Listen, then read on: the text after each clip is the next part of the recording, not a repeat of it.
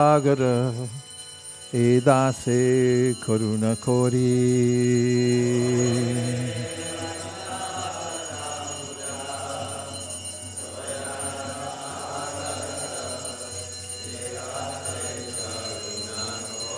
Oh hey Vaishnava Thakur Dayara Sagara Dasa Karuna Kori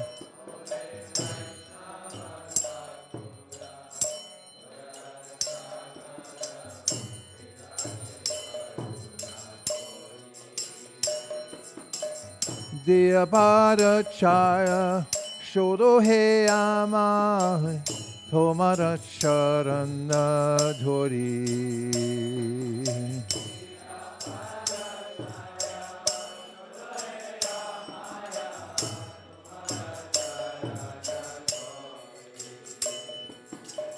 Chaya Bhega Domi Chaya Tosha Shodhi Chaya Guna Devotase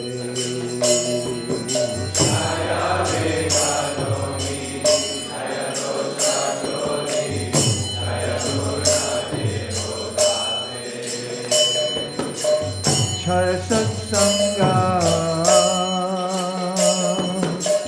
Deho He Amare Boshashi Sangera She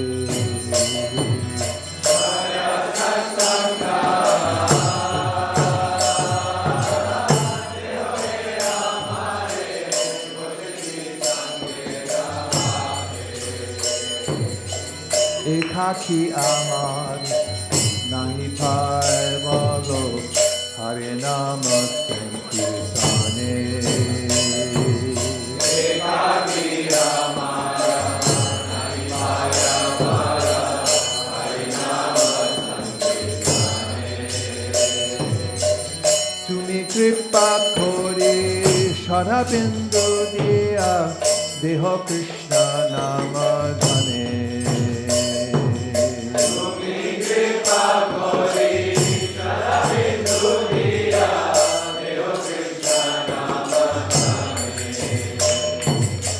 Krishna se tomar, Krishna ji se paro, tomara shakti ache.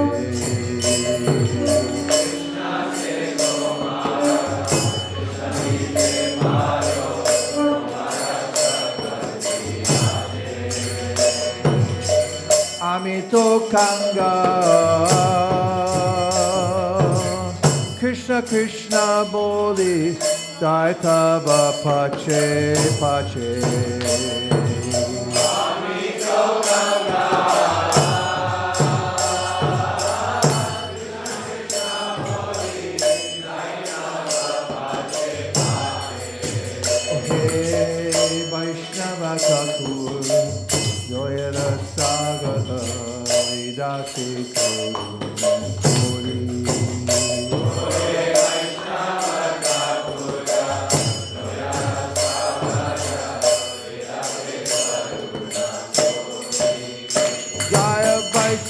Thakur, Vaishnava Thakur, Vaishnava Thakur, Jaya Vaishnava Thakur,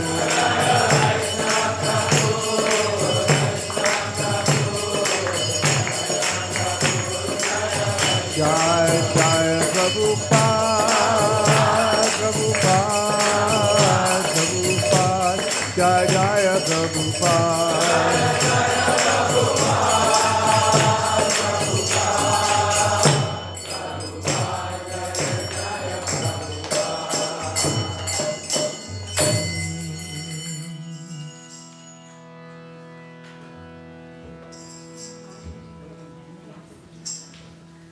We have a few more weeks to take into memory these verses from the 10th canto of Srimad Bhagavatam. And therefore, the more exposure we have now, the easier it'll be at the end. So let's do the Sanskrit English all the way through together.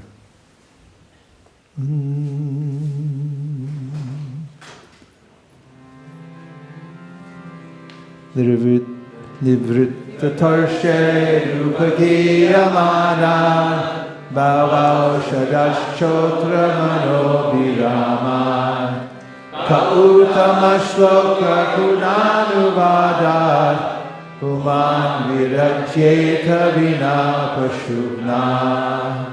Glorification of the Supreme Personality of Godhead is performed in the parampara system. That is, it is conveyed from the spiritual master to disciple. Such glorification is relished by those no longer interested in the false temporary glorification of this cosmic manifestation. Descriptions of the Lord are the right medicine for the conditioned soul undergoing repeated birth and death. Therefore, who will cease hearing such glorification of the Lord, except a butcher or one who is killing his own self? Nai shakti dushaha shunmam tyakto dambapi badhate vipantam tvam mukam bhoja chutam harikatamritam. Because of my vow on the verge of death, I have given up even drinking water. Yet because I am drinking the nectar of topics about Krishna, which is flowing from the lotus mouth of your Lordship, my hunger and thirst, which are extremely difficult to bear, cannot hinder me. Vasudeva Katha Prashna Purusham Tin Gulatihi Bhaktaram Prachakam Shrotrims Tatpada Salilamyata. The Ganges emanating from the toe of Lord Vishnu purifies the three worlds, the upper, middle, and lower planetary systems. Similarly, when one asks questions about the pastimes and characteristics of Lord Vasudeva Krishna, three varieties of men are purified: the speaker or preacher, he who inquires, and the people in general who listen. Tvayam ujaksha kila sattvadamni samadina deshita saike tvatpadapotena mahatkritena kuravanti govatsa padam vavabdim. O lotus-eyed Lord, by concentrating one's meditation on your lotus feet, which are the reservoir of all existence, and by accepting those lotus feet as the boat by which to cross the ocean of nescience, one follows in the footsteps of the Mahajanas, great saints, sages, and devotees. By this simple process, one can cross the ocean of nescience as easily as one steps over the hoofprint of a calf.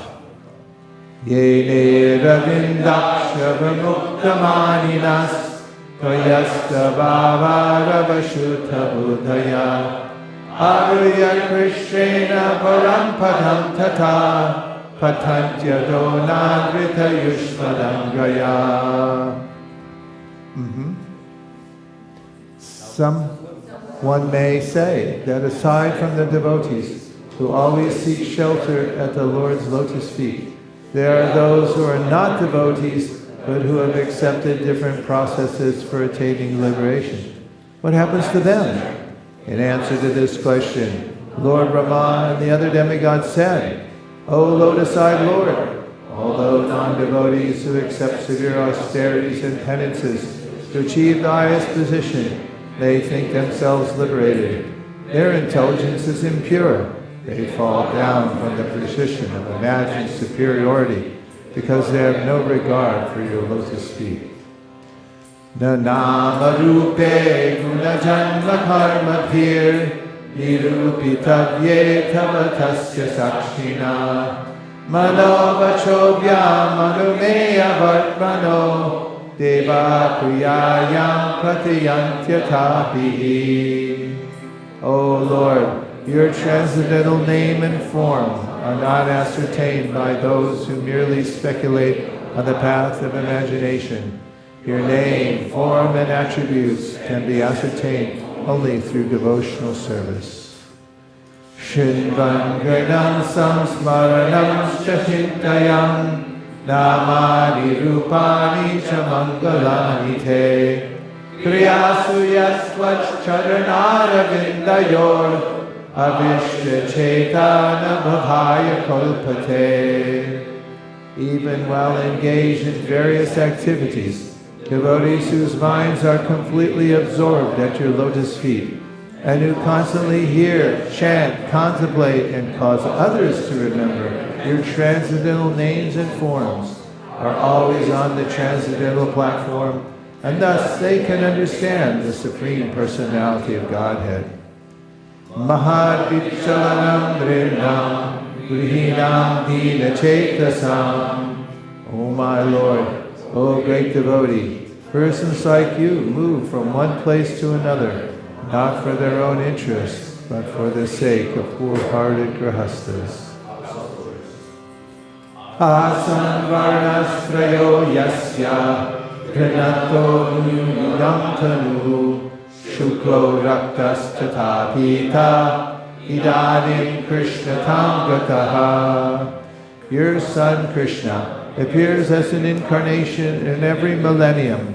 In the past he assumed 3 different colors, white, red, and yellow, and now he has appeared in a blackish color.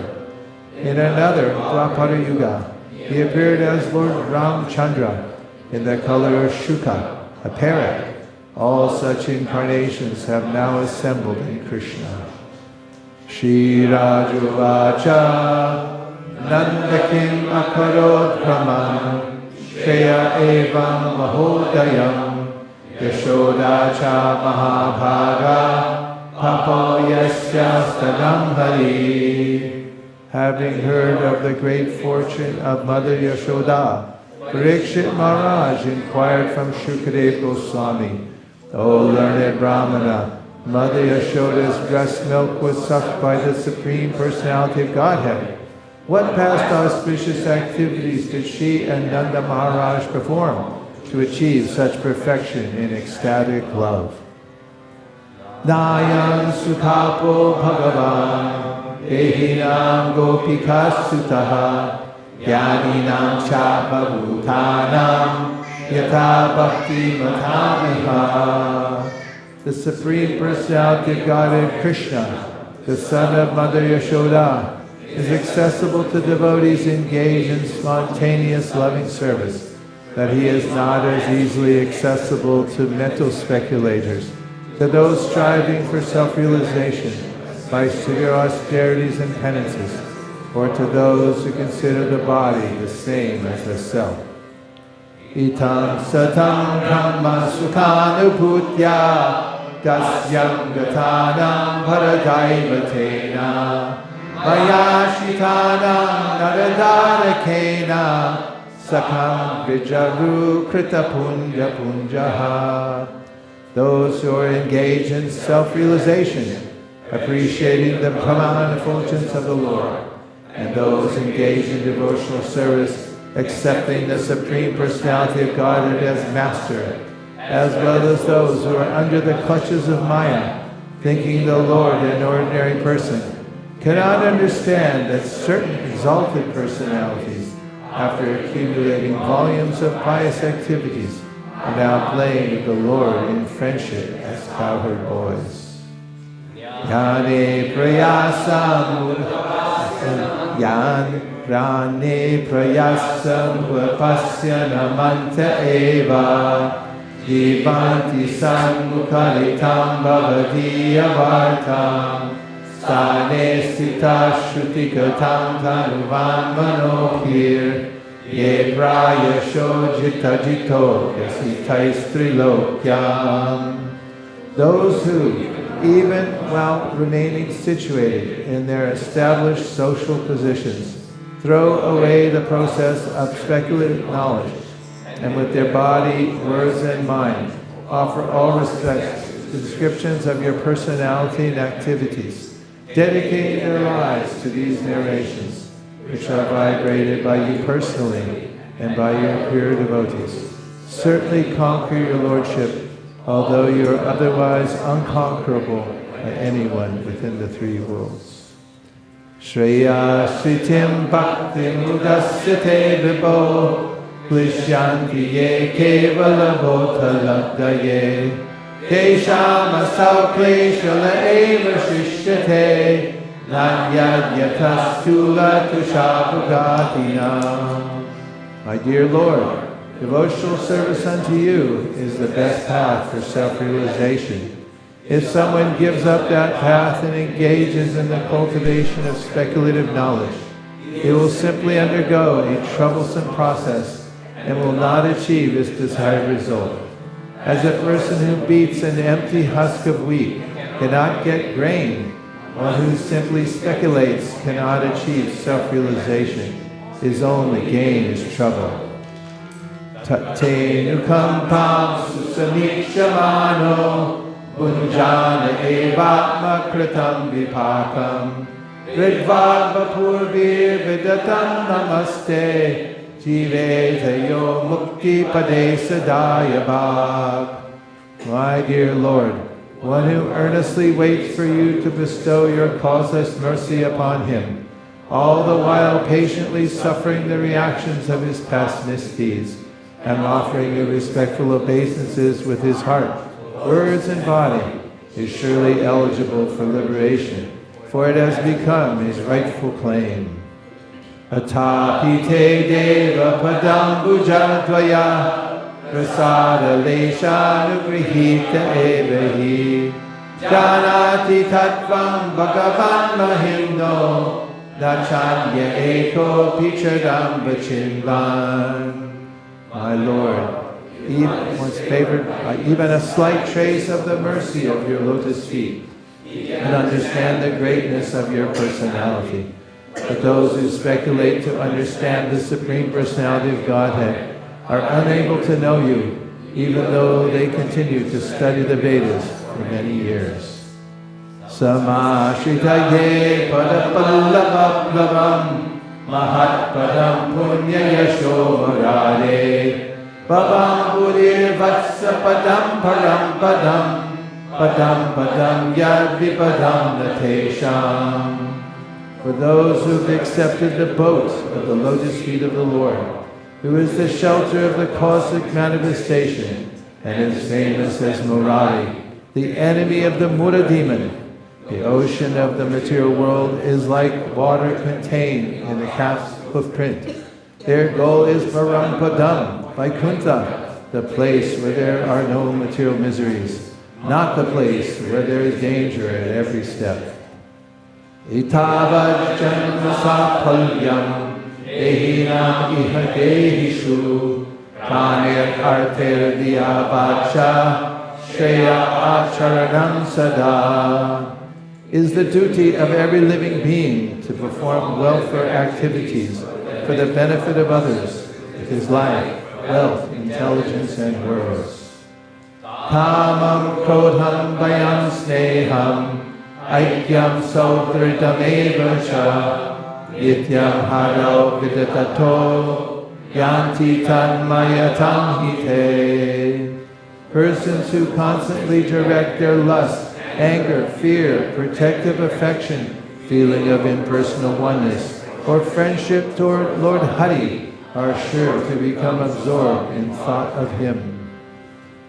Tavakatamritam tapta jivanam kavibiritam kalmashapaham Shravanamangalam Srimadattatam Bhuvi Grinanti Ye Buddhidajana.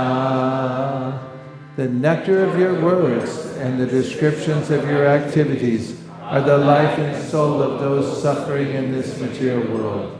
These narrations, transmitted by learned sages, eradicate one's sinful reactions and bestow good fortune upon whoever hears them.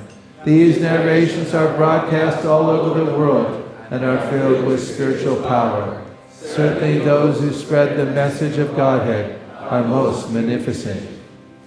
Shri Shukovacha Dharma Vyatikramo Drishta Ishvaranam Chasahasam Tejiya Samnadoshaya Vane Sarva Bhuto Yata. Shukadev Goswami said, the status of powerful controllers is not harmed by any apparently audacious transgression of morality we may see in them, for they are just like fire, which devours everything fed into it and remains unpolluted. Vikriditam Brajavadur Viradam Cha Vishno Shadhangito Nrishinuyat Atavarna Yedya Bhaktim Padam Bhagavati Pratilabhya Kamam Hridrogamashvapahinot Yachadena Dhira.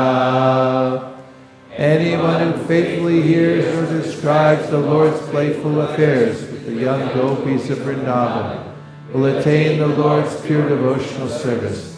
Thus he will quickly become sober and conquer lust, the disease of the heart.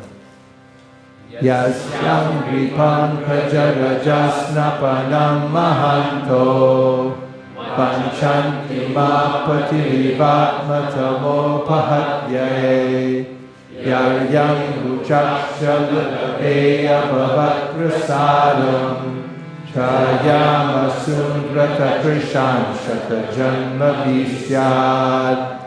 O lotus-eyed one, great souls like Lord Shiva hanker to bathe in the dust of your lotus feet and thereby destroy their ignorance.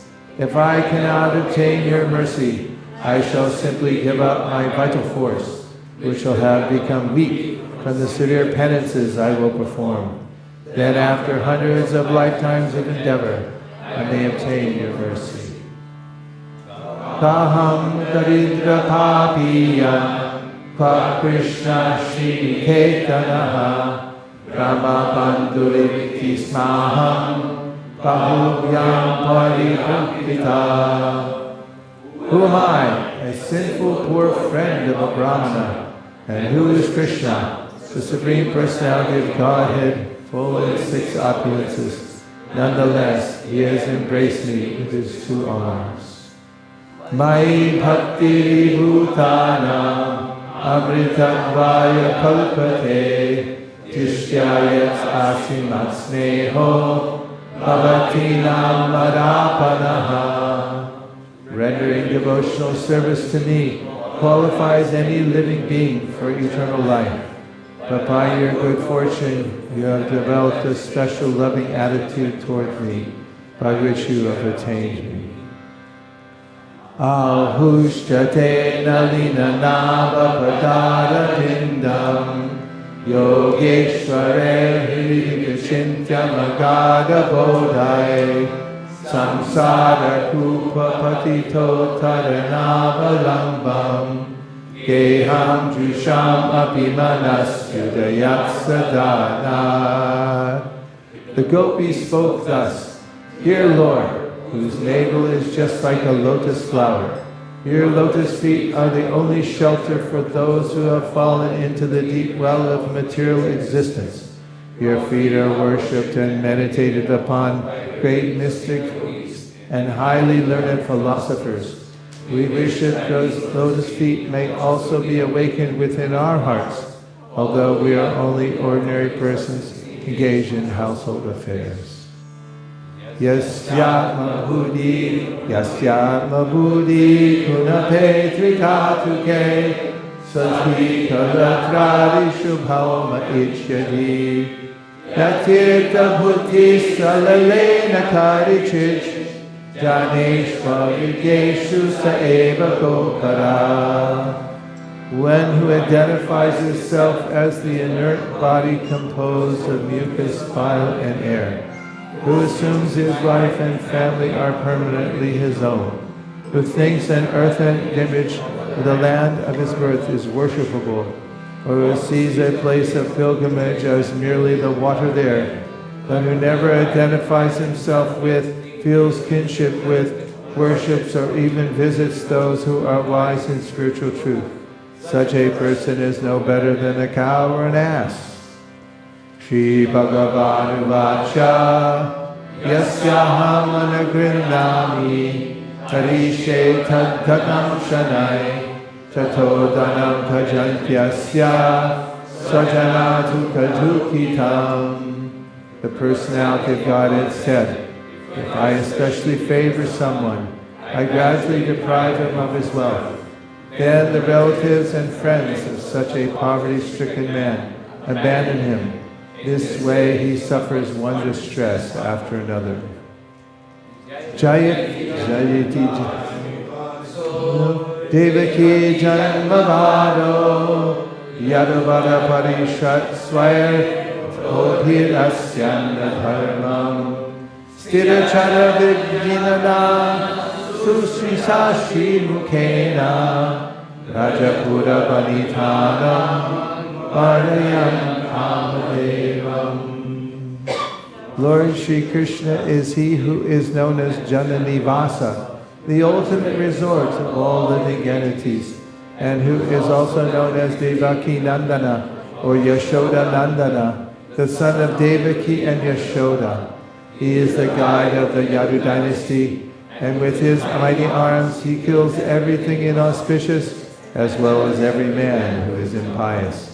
By his presence he destroys all things inauspicious for all living entities, moving and inert. His blissful smiling face always increases the lusty desires of the gopis of Vrindavan. May he be all glorious and happy.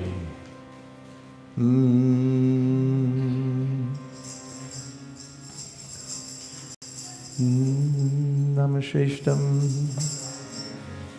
Manamapi Sachiputramatra Sarupam Shri Rupam Dasya Grajam Uripali Durim Goshtavatim Radha Kundam Girivadamoho Radhika Madhavasham Prapto Yasya Pratita Kripaya Smi Hey Guru Jnanada Dinamando Swarandadata Koranaika Sindo Vrindavana Sina Himavadhar Rasira Radha Pranaya Prachara Dinamando Koranaika Sindo Kuru Prasadam Mandamune Parade Bahupapagade Tatpada Bhadme Sumatishta Krishna Yadyapi Amar Guru Chaitanya Das Tatapi Janiye Ami Tahare Prakash Guru Krishna Rupahaya Shastra Pramane Guru Rupe Krishna Kripa Karina Bhakta Gane Shikha Guru Keta Jani Krishna Swarupa Antaryami Bhakta Shrestha Edui Rupa Daivo Payantya Pachitim Pavayastavesha Ramaya Shapi Kridam Ridam Udasvaranta Yotar Bahisthaduvitam Shubham Vadunvan Charya Chaitya Vapusha Swagatim Vyanakti. Without serving the representative of Krishna, nobody can approach Krishna. I bow down to the beautiful lotus feet of my spiritual master, by whose causes I've attained the supreme holy name, the divine mantra, the service of the son of Shachimata, the association of Srila Sarup Damodar, Rupa Goswami, and his older brother Sanatana Goswami, the supreme abode of Mathura, the blissful abode of Vrindavan, the divine Radha Kund and Govardhan Hill, and the desire within my heart for the loving service of Sri Radhika and Madhava in Vrindavan. O spiritual master, O giver of divine wisdom, O friend of the fallen, you are the giver of your own bliss, and you are the only ocean of mercy. Although dwelling in Vrindavan, you have descended for the welfare of fallen souls like myself, and you are preaching the divine love of Radha for Krishna. Please be kind upon me. O friend of the lowly, O Gurudev, you are the only ocean of mercy. I am a dull fool and have committed hundreds of thousands of offenses. I have fallen into a dense myriad of sins. Therefore grace me with your mercy, so that my mind may be fixed on your lotus feet and on Sri Krishna. Although I know that my spiritual master is a servitor of Sri Chaitanya, I know him also as a plenary manifestation of the Lord. Every living entity is eternally a servant of Sri Krishna Chaitanya. Therefore, the spiritual master cannot be other than a servant of Lord Chaitanya. The spiritual master's eternal occupation is to expand the service of the Lord by training disciples in a service attitude. According to the delivered opinion of all revealed scriptures, the spiritual master is non-different from Krishna. Lord Krishna's spiritual master delivers his devotees. The relationship of the disciple with his spiritual master is as good as his relationship with the Supreme Lord. Spiritual masters always represent themselves as the humblest servants of the personality of Godhead. But the disciple must look upon the spiritual master as a manifested representation of Godhead. One should know the instructing spiritual master to be the personality of Krishna. Lord Krishna manifests himself as the Supersoul and as the greatest devotee of the Lord. The initiating spiritual master is a personal manifestation of Sri Madan Mohan Vigraha, whereas the instructing spiritual master is a personal representative of Srila Govindadev Vigraha. O my Lord, transcendental poets and experts in spiritual science could not fully express their indebtedness to you, even if they are endowed with the prolonged lifetime of Brahma. For you appear in two features, externally as the Acharya and internally as the Super Soul, to deliver the embodied living being by directing him how to come to you. The lotus feet of our spiritual master are the only way by which we can attain pure devotional service. I bow to his lotus feet with great awe and reverence. By his grace one can cross the ocean of material suffering and obtain the mercy of Krishna. Our only wish is to have our consciousness purified by the words emanating from his lotus mouth. Attachment to his lotus feet is the perfection that fulfills all desires. He opens our darkened eyes and fills our hearts with transcendental knowledge. He is our Lord, birth after birth. From him ecstatic prema emanates. By him ignorance is destroyed. The Vedic scriptures sing of his character. Our spiritual master is the ocean of mercy, the friend of the poor, and the Lord and the master of the devotees. O Master, be merciful unto us. Give us the shade of your lotus feet.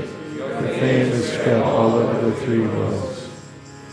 Sri Guru Charana Padma Kevalabha Kahati Sadna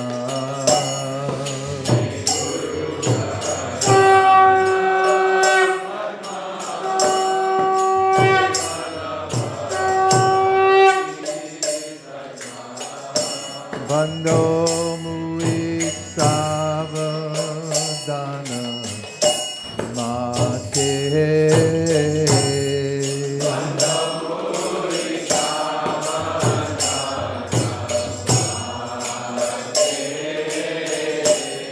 Jahara Prasare Bhai Bhavato Viyaja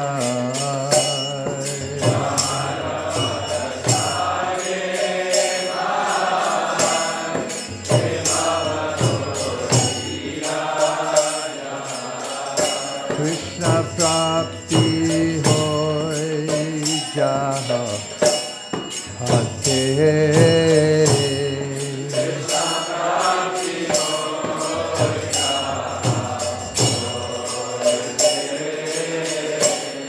Guru Mukha Padma Vakya Shitete Ko Diya Oikya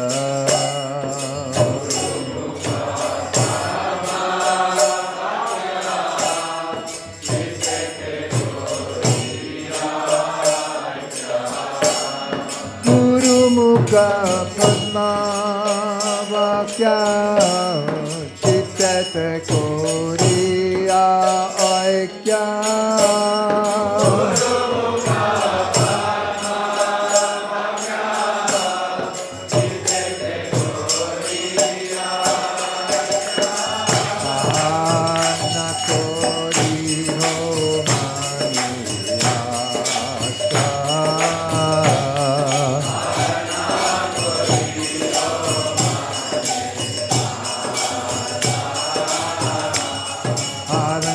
kori ho mane asa.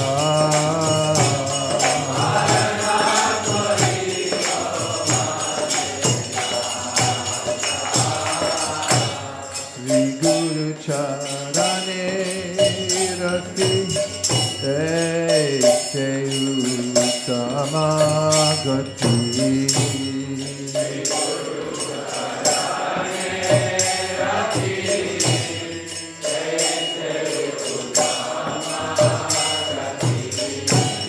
Sri Guru Charane Rati Ekte Uttamagati.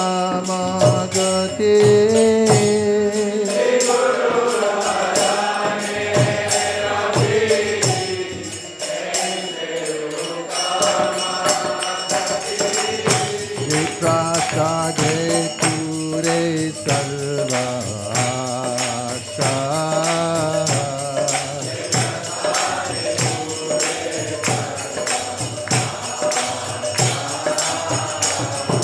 Prasade pure sarvasa.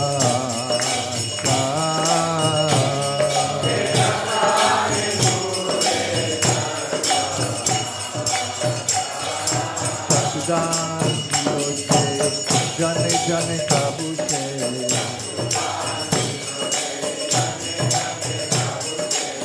Divya jnan mere prokashito.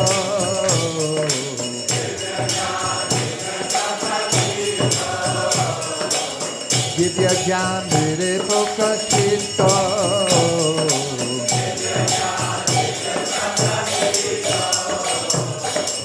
Prema bhakti jaha hoite avidya vinata date.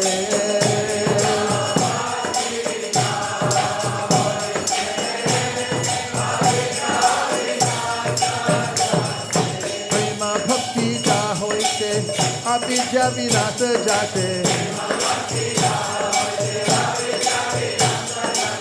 Tere gai jahara karito.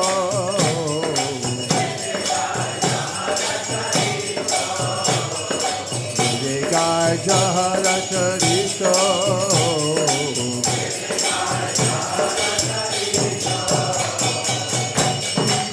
Guru karuna sindhu adhama janara bandhu.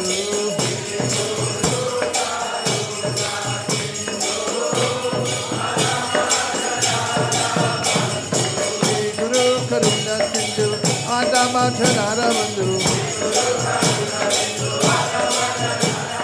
Lokana lokera jivana.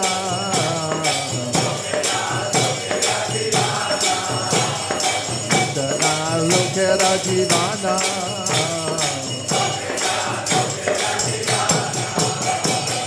Mahaprabhu Gora Doya Deha More Bharachaya. Haribo!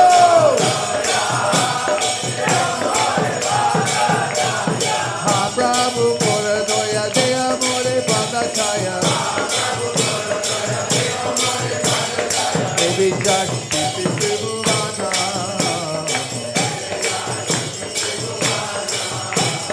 Baby Jack Tribhuvana.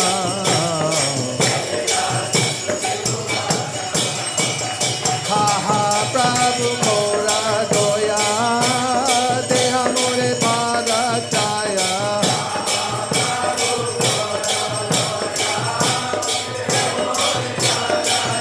Aya Prabhupada, Prabhupada, Prabhupada, Jaya Prabhupada.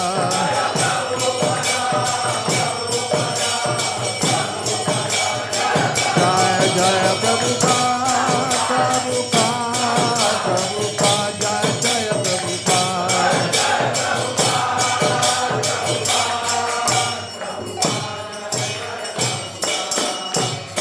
Namah Om Vishnupadaya Krishna Prestaya Bhutale Srimate Bhaktivedanta Swami Nityananda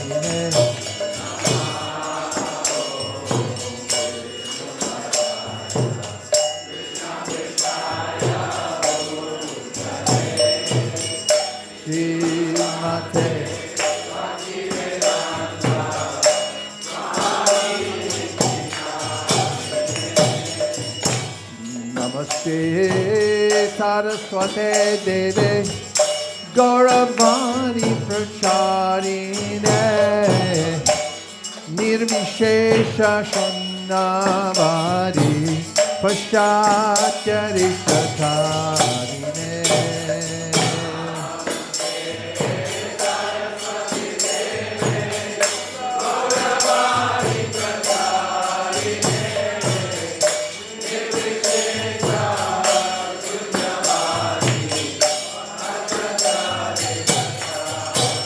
Jaya Shri Krishna Chaitanya Prabhu Nityananda Shri Advaita Gadadha Shivasari Gaur Bhakta-vrinda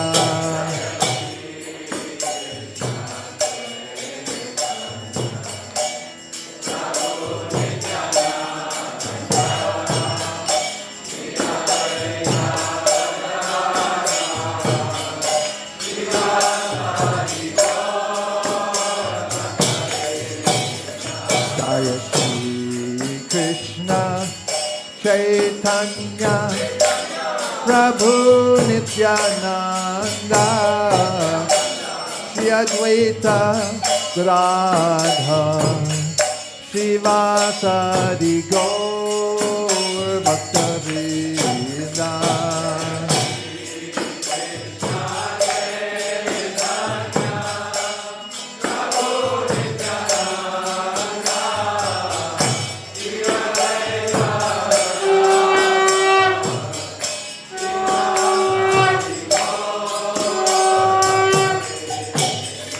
Jaya Shri Krishna Chaitanya Prabhu Nityananda Shri Advaita Gadadha Shivasari Gaur Bhakta-vrinda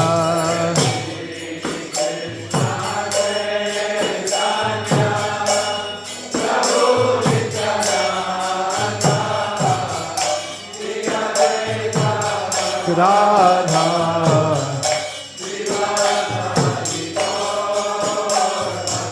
Paraya Namah Krishna Yadavaya Namaha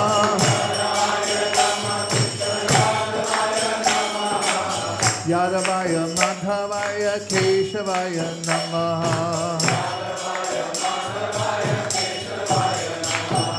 Gopal Govinda Ram Shriman Sudan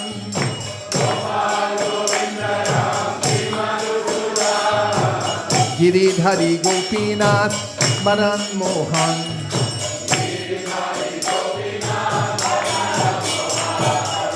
Chaitanya Nityananda Shri Advaita Sita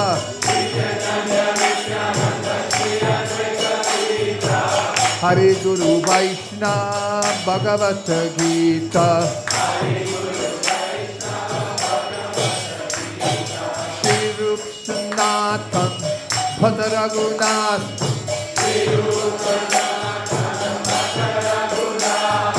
Shri Jiva Gopala Bhata Dasa Raghunath Yekai Gosai Kodi Charanamandan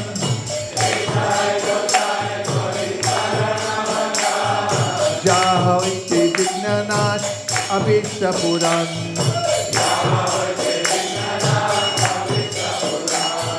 Echai Gosai Jar Muitar Das switch it Tansabara Pararinu Mora Panchagra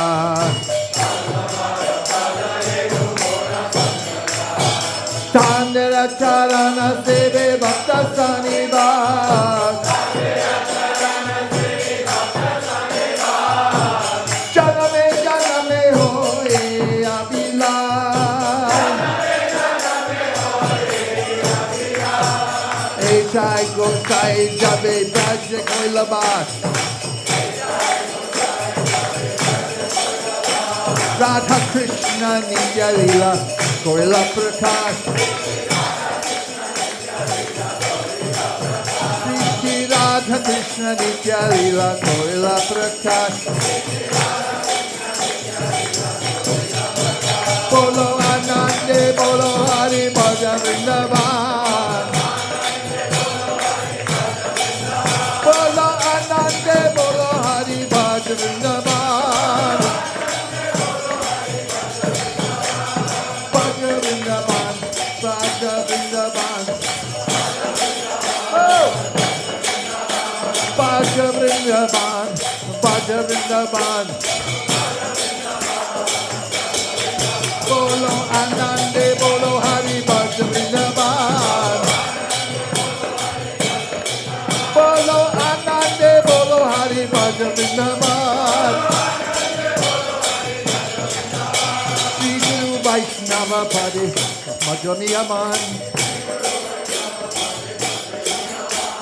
Shri Guru Vaishnava Pad Padma Puri Ash Hari Nam Sankirtan Kohe Narottamo Das Hari Nam Sankirtan Kohe Narottamo Das Hare Krishna Krishna Krishna Hare Hare Hare Rama Rama Rama Hare Hare Krishna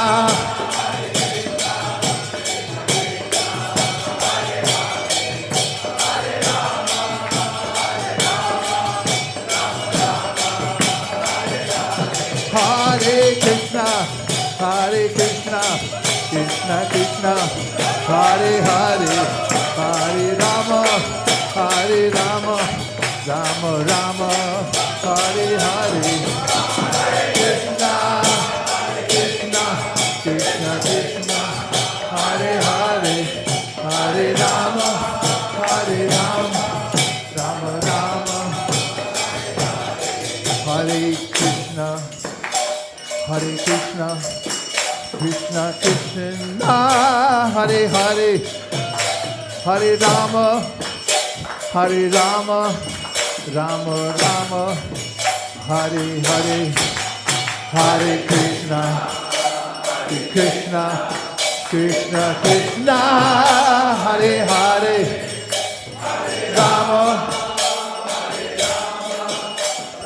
Rama, Hare Hare. Hare Krishna, Krishna Krishna, Hare Hare, Hare Rama, Rama Rama, Hare Hare, Krishna, Hare Krishna, my mantra.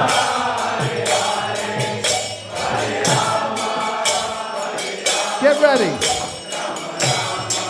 Hey, Hare Krishna, Krishna Krishna, Hare Hare, Hare Rama, Rama, Hare Hare.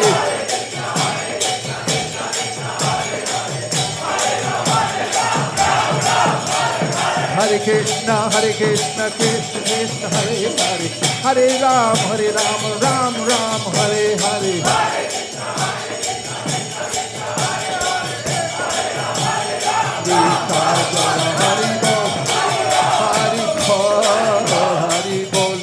Go to Hari Bol.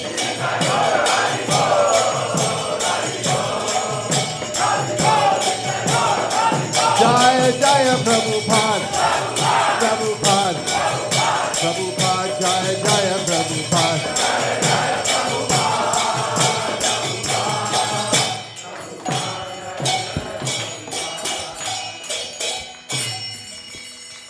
Jai Om Vishnupad Paramahamsa Parivrajacharya Ashtottara Shata Shri Srimad His Divine Grace Srila Bhaktivedanta Swami Srila Prabhupada Ki Jai Om Vishnupad Paramahamsa Parivrajacharya Ashtottara Shata Shri Srimad His Divine Grace Srila Bhakti Siddhanta Saraswati Thakur Ki Ananta Koti Vaishnava Vrinda Ki Namacharya Srila Haridas Thakur Ki Prem Se Kaho Shri Krishna Chaitanya Prabhu Nityananda Shri Advaita Gadadhar Shivasadi Gaura Bhakta Vrinda Ki Shri Shri Radha Krishna Gopa Gopinath Shyamakun Radhakun Giri Govardhan Ki Shri Vrindavan Dham Ki Shri Navadip Mayapur Dham Ki Shri Jagannath Puri Dham Ki Ganga Mai Jamuna Mai Ki Tulsi Devi Bhakti Devi Ki Samaveta Bhakta Vrinda Ki.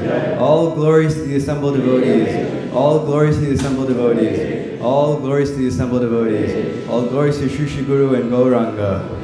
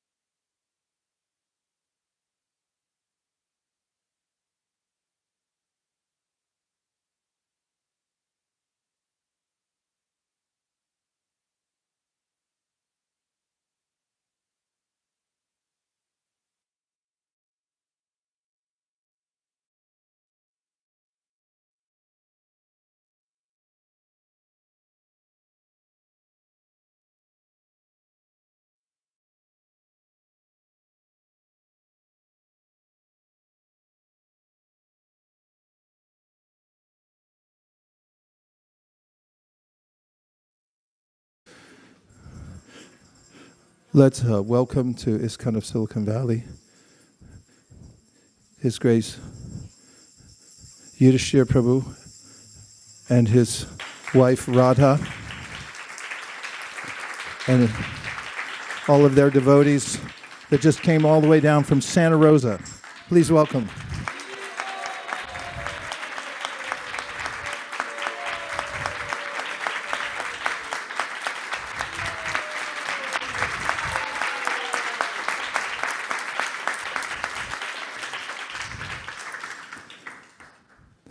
The Bhakti community that we have here is largely based on their innovative preaching style that they established years ago in San Diego, which they've now brought to Santa Rosa. We're deeply indebted to you both for your example in Krishna consciousness, and we're so happy to have you in our mandala of the Bay Area. It reaches maybe even beyond Santa Rosa, but definitely Santa Rosa and To all those who have come down here for the first time, please tell us any way that we can be of assistance to you. Please consider this your home away from home. And we all look forward to coming up to Santa Rosa and seeing you too. Hare Krishna.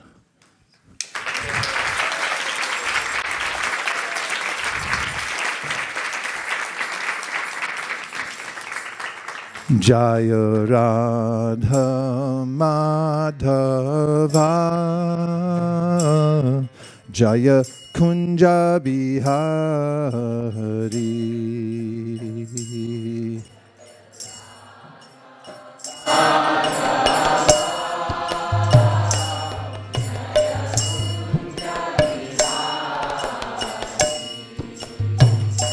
Jaya Radha Madhava Jaya Kunja Bihari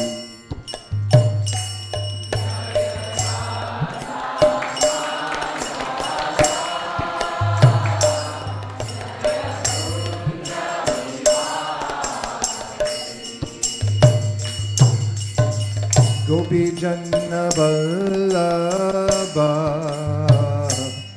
Jaya Girivaradari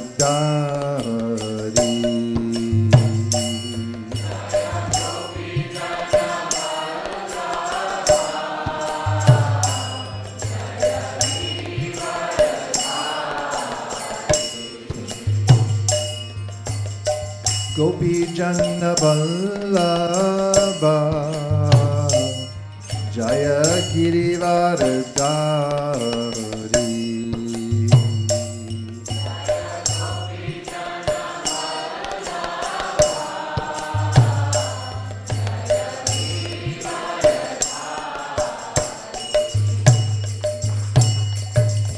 Yashodanandana Vraja Janaranjana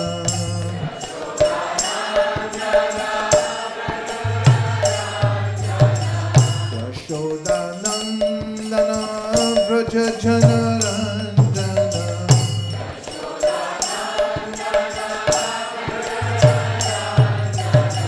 Yashodanandana Vraja Janaranjana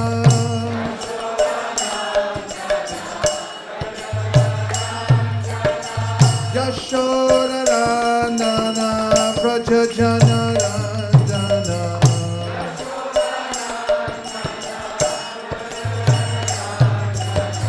Jamuna Tira Vanachari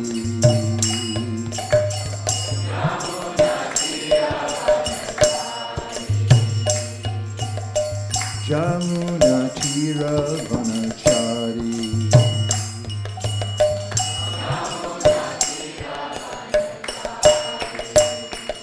Hare Krishna Hare Krishna Krishna Krishna Hare Hare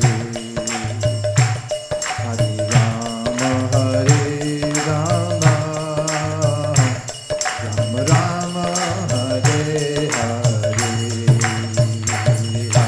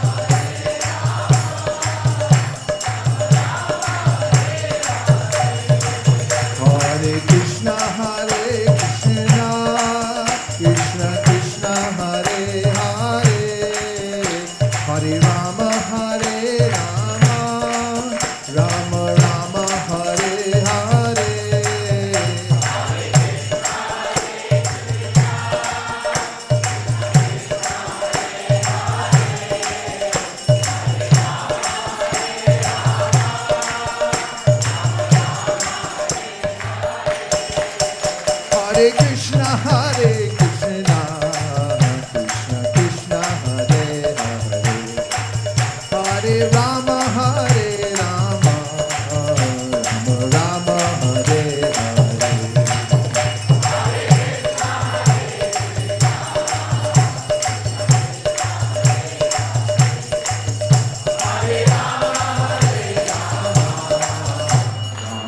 Rama,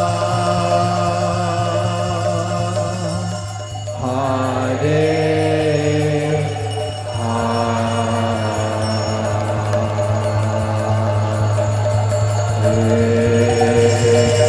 Gaura Premanande, Nitai Gaura Hari Bol, Hari Bol, Hari Bol, Nitai Gaura Hari Bol.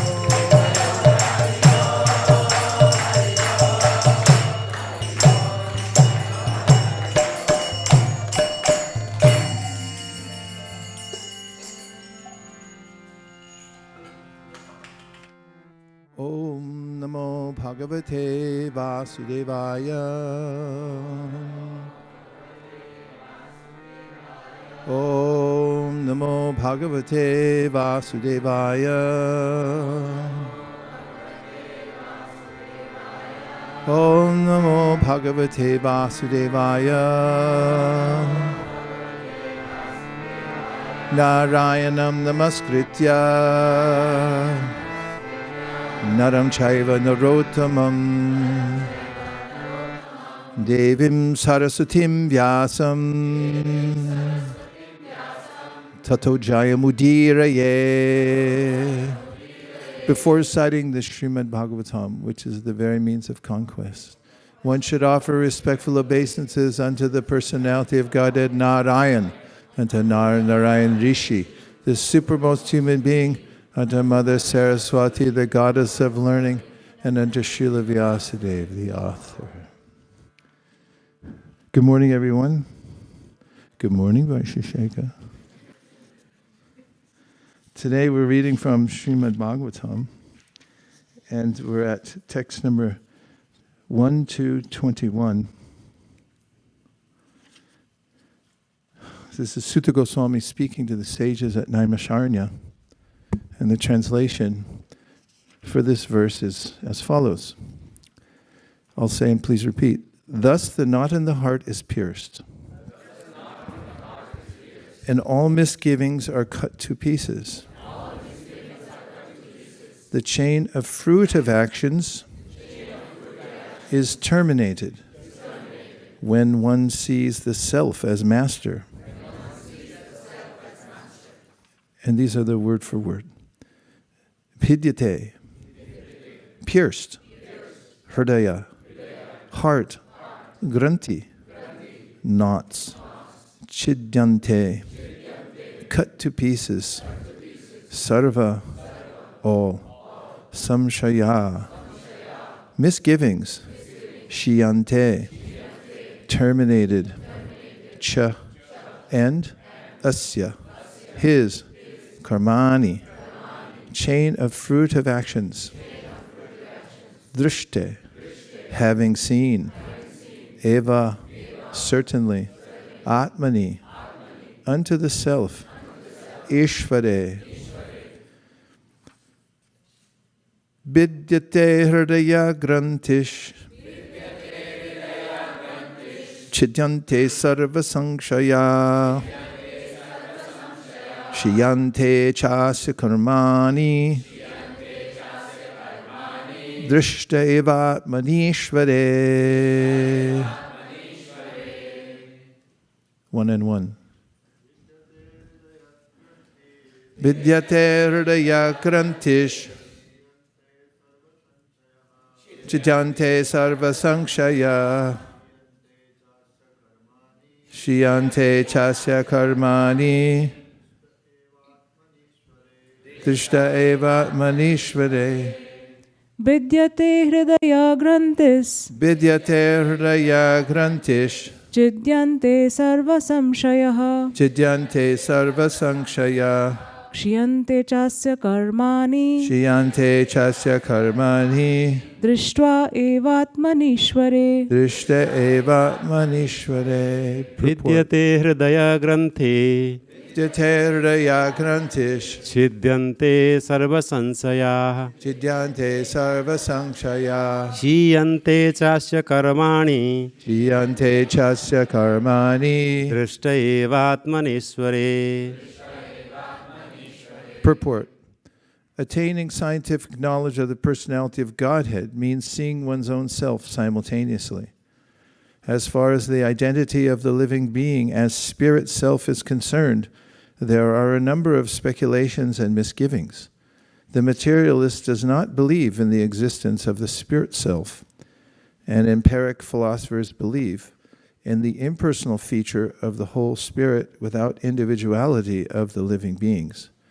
But the transcendentalists affirm that the soul and the supersoul are two different identities, qualitatively one but quantitatively different. There are many other theories, but all these different speculations are at once cleared off as soon as Sri Krishna is realized in truth by the process of bhakti yoga. Sri Krishna is like the sun, and the materialistic speculations about the absolute truth are like the darkest midnight. As soon as the Krishna sun is arisen within one's heart, the darkness of materialistic speculations about the absolute truth and the living beings is at once cleared off. In the presence of the sun, the darkness cannot stand, and the relative truths that were hidden within the dense darkness of ignorance become clearly manifested by the mercy of Krishna, who is residing in everyone's heart as Supersoul. In the Bhagavad Gita 10:11, the Lord says that in order to show special favor to his pure devotees, he personally eradicates the dense darkness of all misgivings by switching on the light of pure knowledge within the heart of a devotee.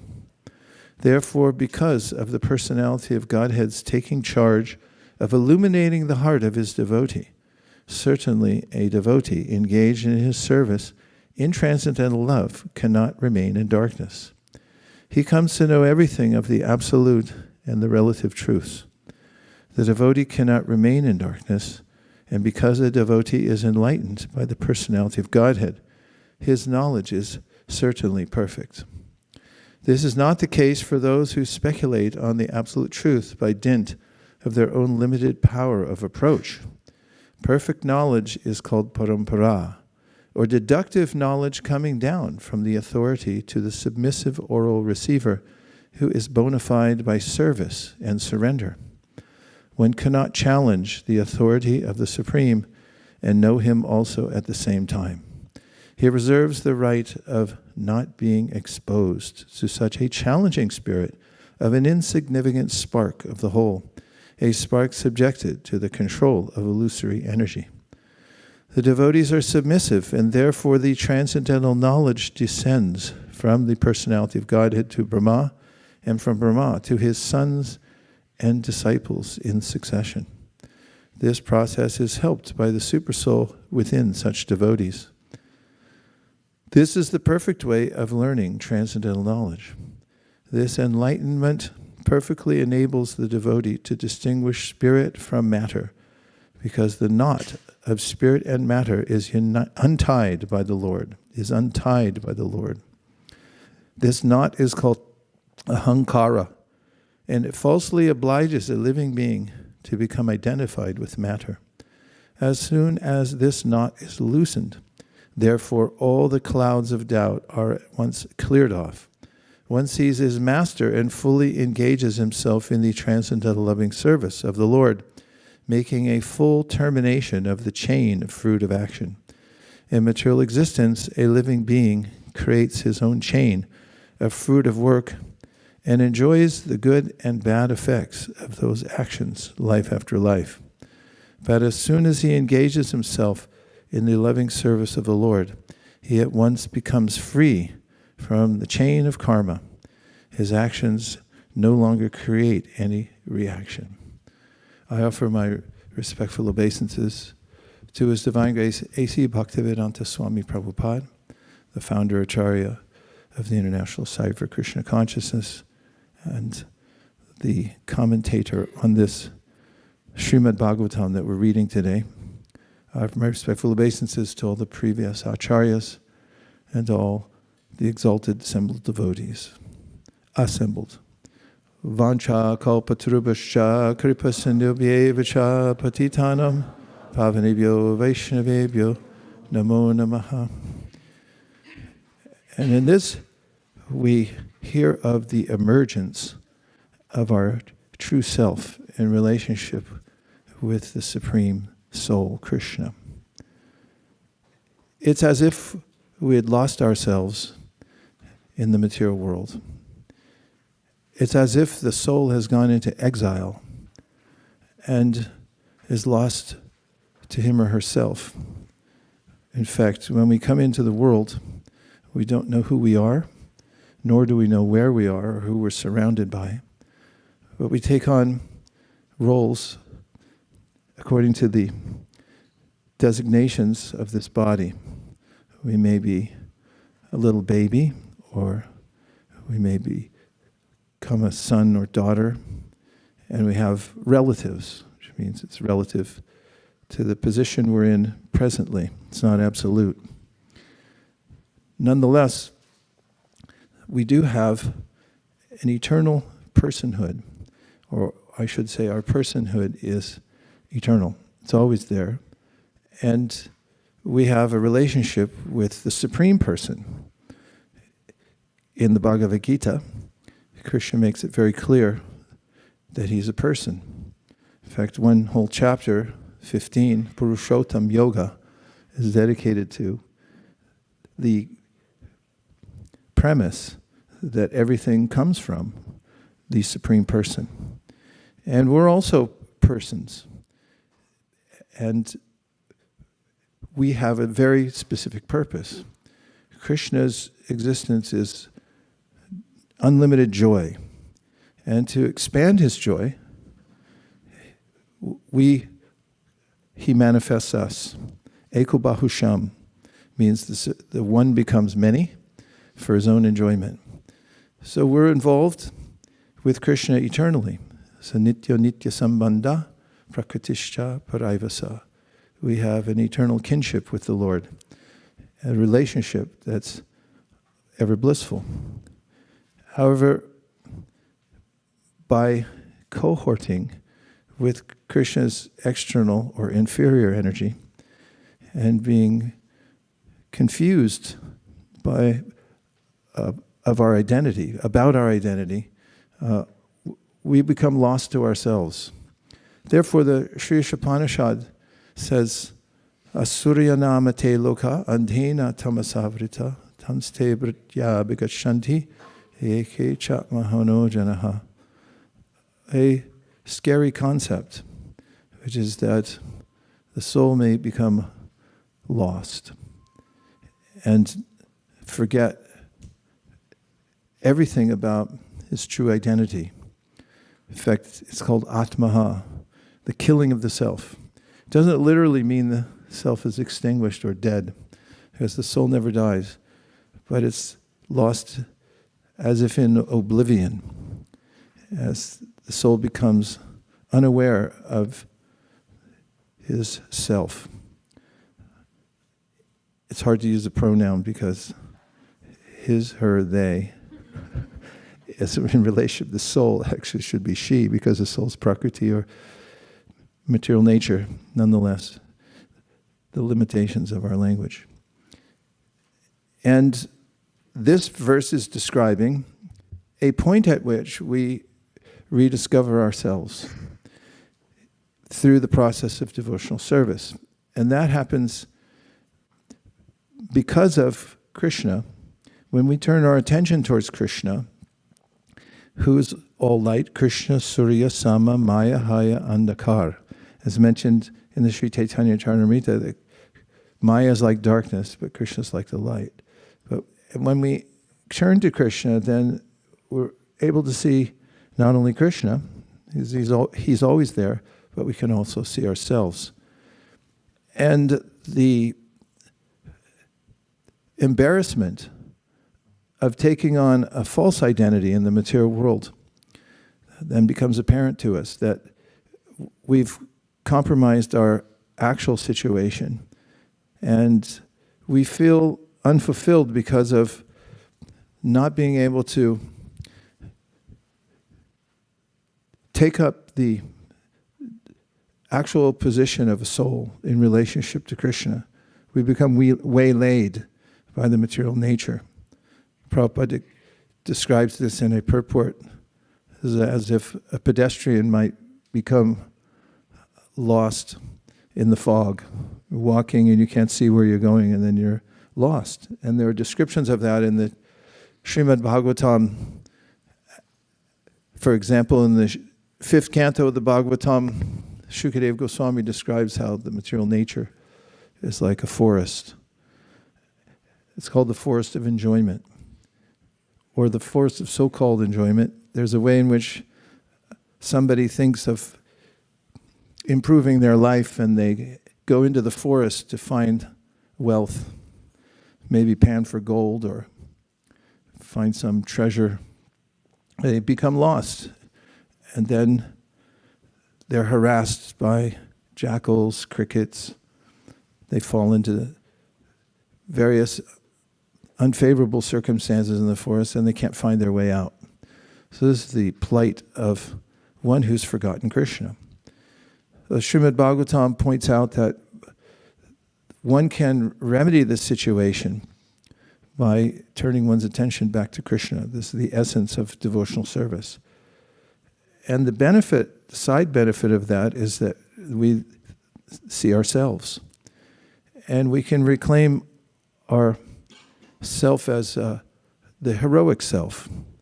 As Carl Jung, the psychologist, described how we actually, as souls, as part and parcel of Krishna, we have great dignity.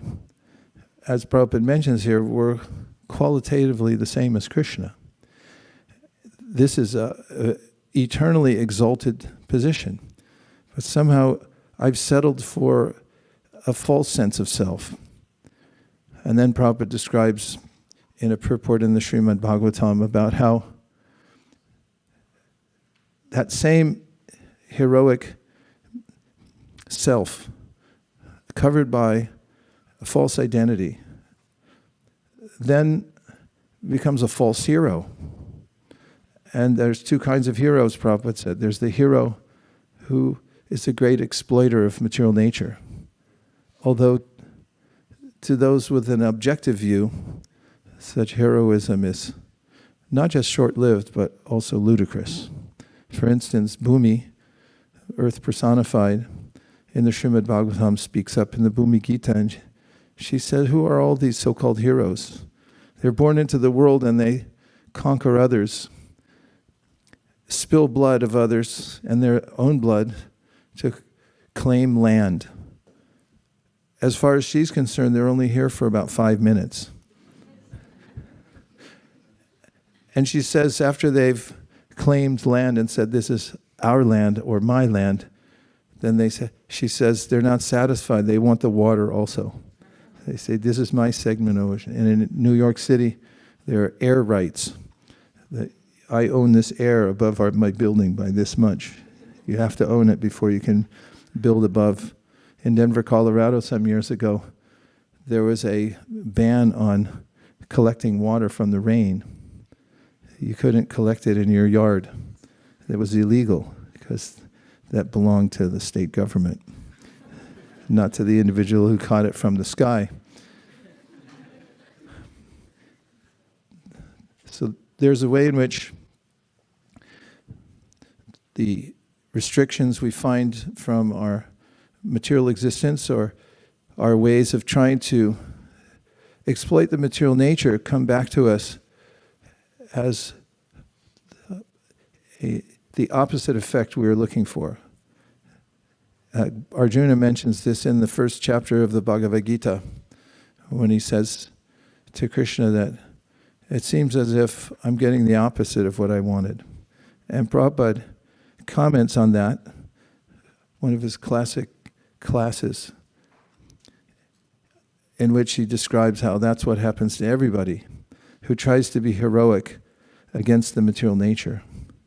The poet Shelley talks about Ozymandias and how his visage statue that he had erected to glorify his power over his minions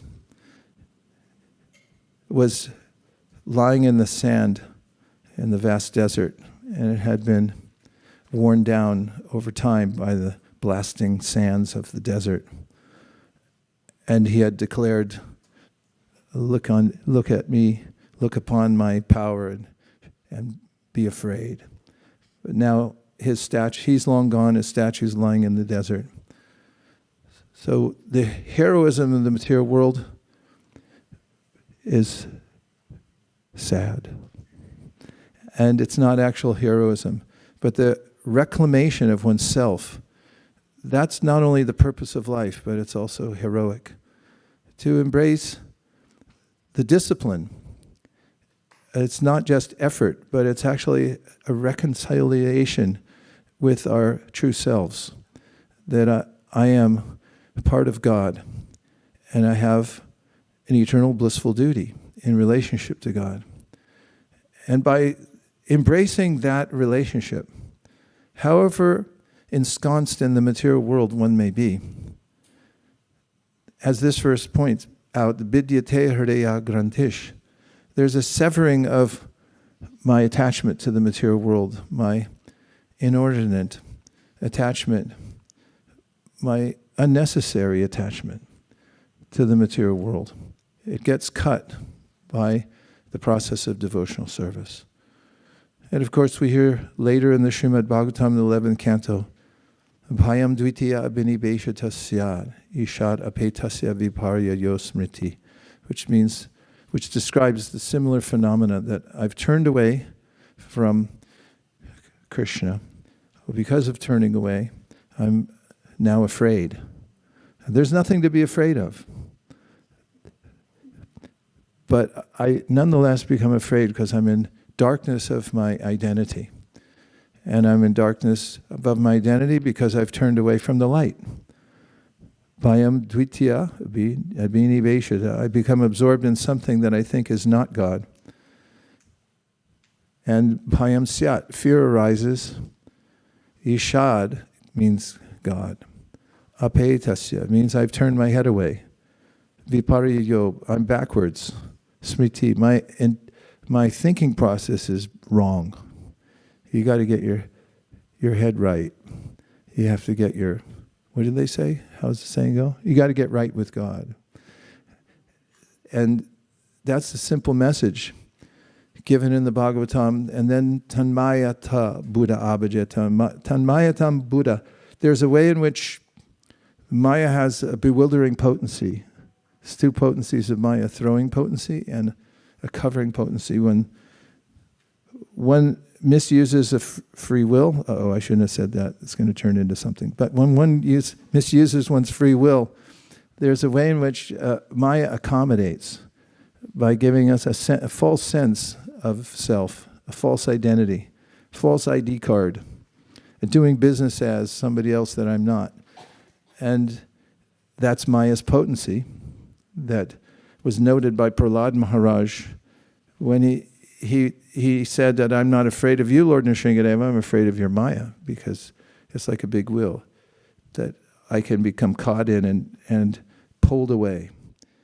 So then the Buddha, the intelligent person, abhijet tvam bhaktyayika yesham, is reassuring you can overcome this fearful, dark situation just by one fell swoop, by turning your attention back to Krishna. Bhaktyayika yesham, bhakta eka.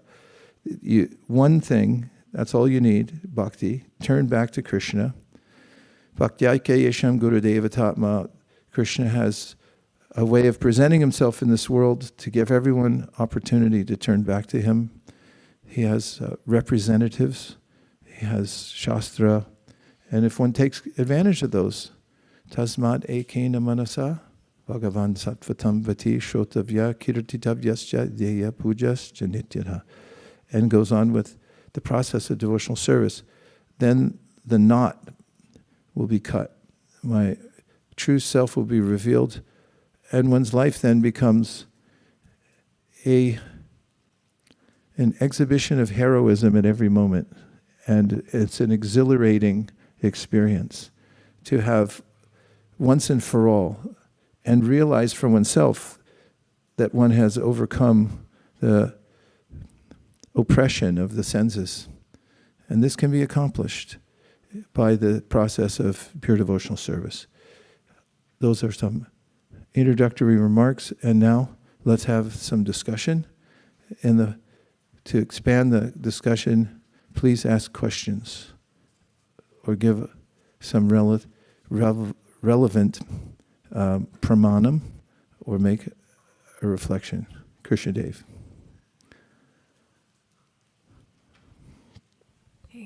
Hare Krishna. So the more I read Srimad Bhagavatam and from the verse that we talked about today, the more I realize the glaring unqualifications and the amount of karma, as the verse talked about, and the aparadh that we commit in Kali Yuga. It seems like every step is leading to danger or committing aparadh out of ignorance or lust. And examples in prayers and Shastra talk about offenses even beyond breaking the regulative principles are forgiven because of mercy. For example, Tulsi prayer states that pap as big as murder or brahmahatya or even illicit relations with the guru's wife are forgiven. How can we comprehend, experience, and trust that such mercy and love truly exists and is available to us, and believe that we are capable of receiving it? And is there an actually way forward? It requires a higher IQ than mine to answer more than one question at a time, if I may. Just as far as trust goes, it's the most valuable element that we can procure. And I say that sort of metaphorically, as if you could procure it. But as we know from any relationship, it comes over time. We find that when we interact with others and we see them in various situations, we come to know their nature. It takes time to trust. You may not trust somebody that you meet immediately because we haven't had time to verify that they're trustworthy.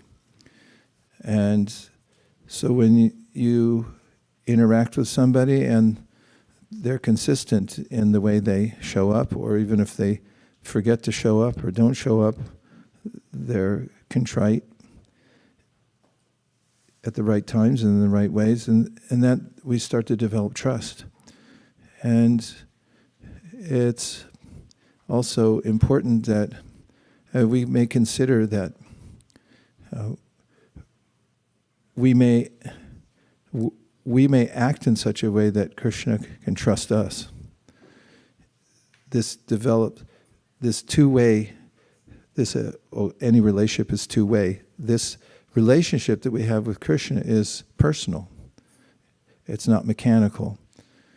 And if we remember that Krishna is our ever well-wisher and we work to trust him, then we'll notice his reciprocation. And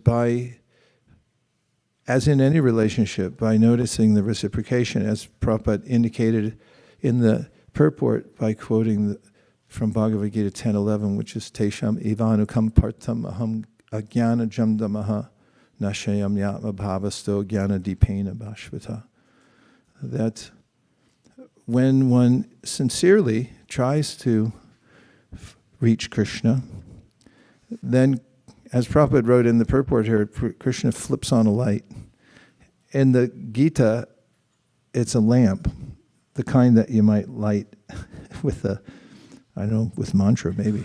And then it's a lamp, but Prabhupada says, switch on the light. And light is self-evident. It's not that you have to intellectualize light. When the sun comes up, the birds know it. The birds know it first, apparently, because they start singing before it comes up. I noticed that. I was camping once, and in the deep, dark forest, all by myself, I pitched a tent, and I was living out there for a couple days. And I just noticed that the birds were clamorous, and I thought, well, time to get up. So I looked out, it's pitch black. How did they know the sun was coming up? And how do we know when the sun has come up? It's self-evident. And when we act in such a way that Krishna can trust us, and he begins to shine light in our heart so we can see more than we saw before, then there's an inkling of a relationship. I think that's a reciprocation.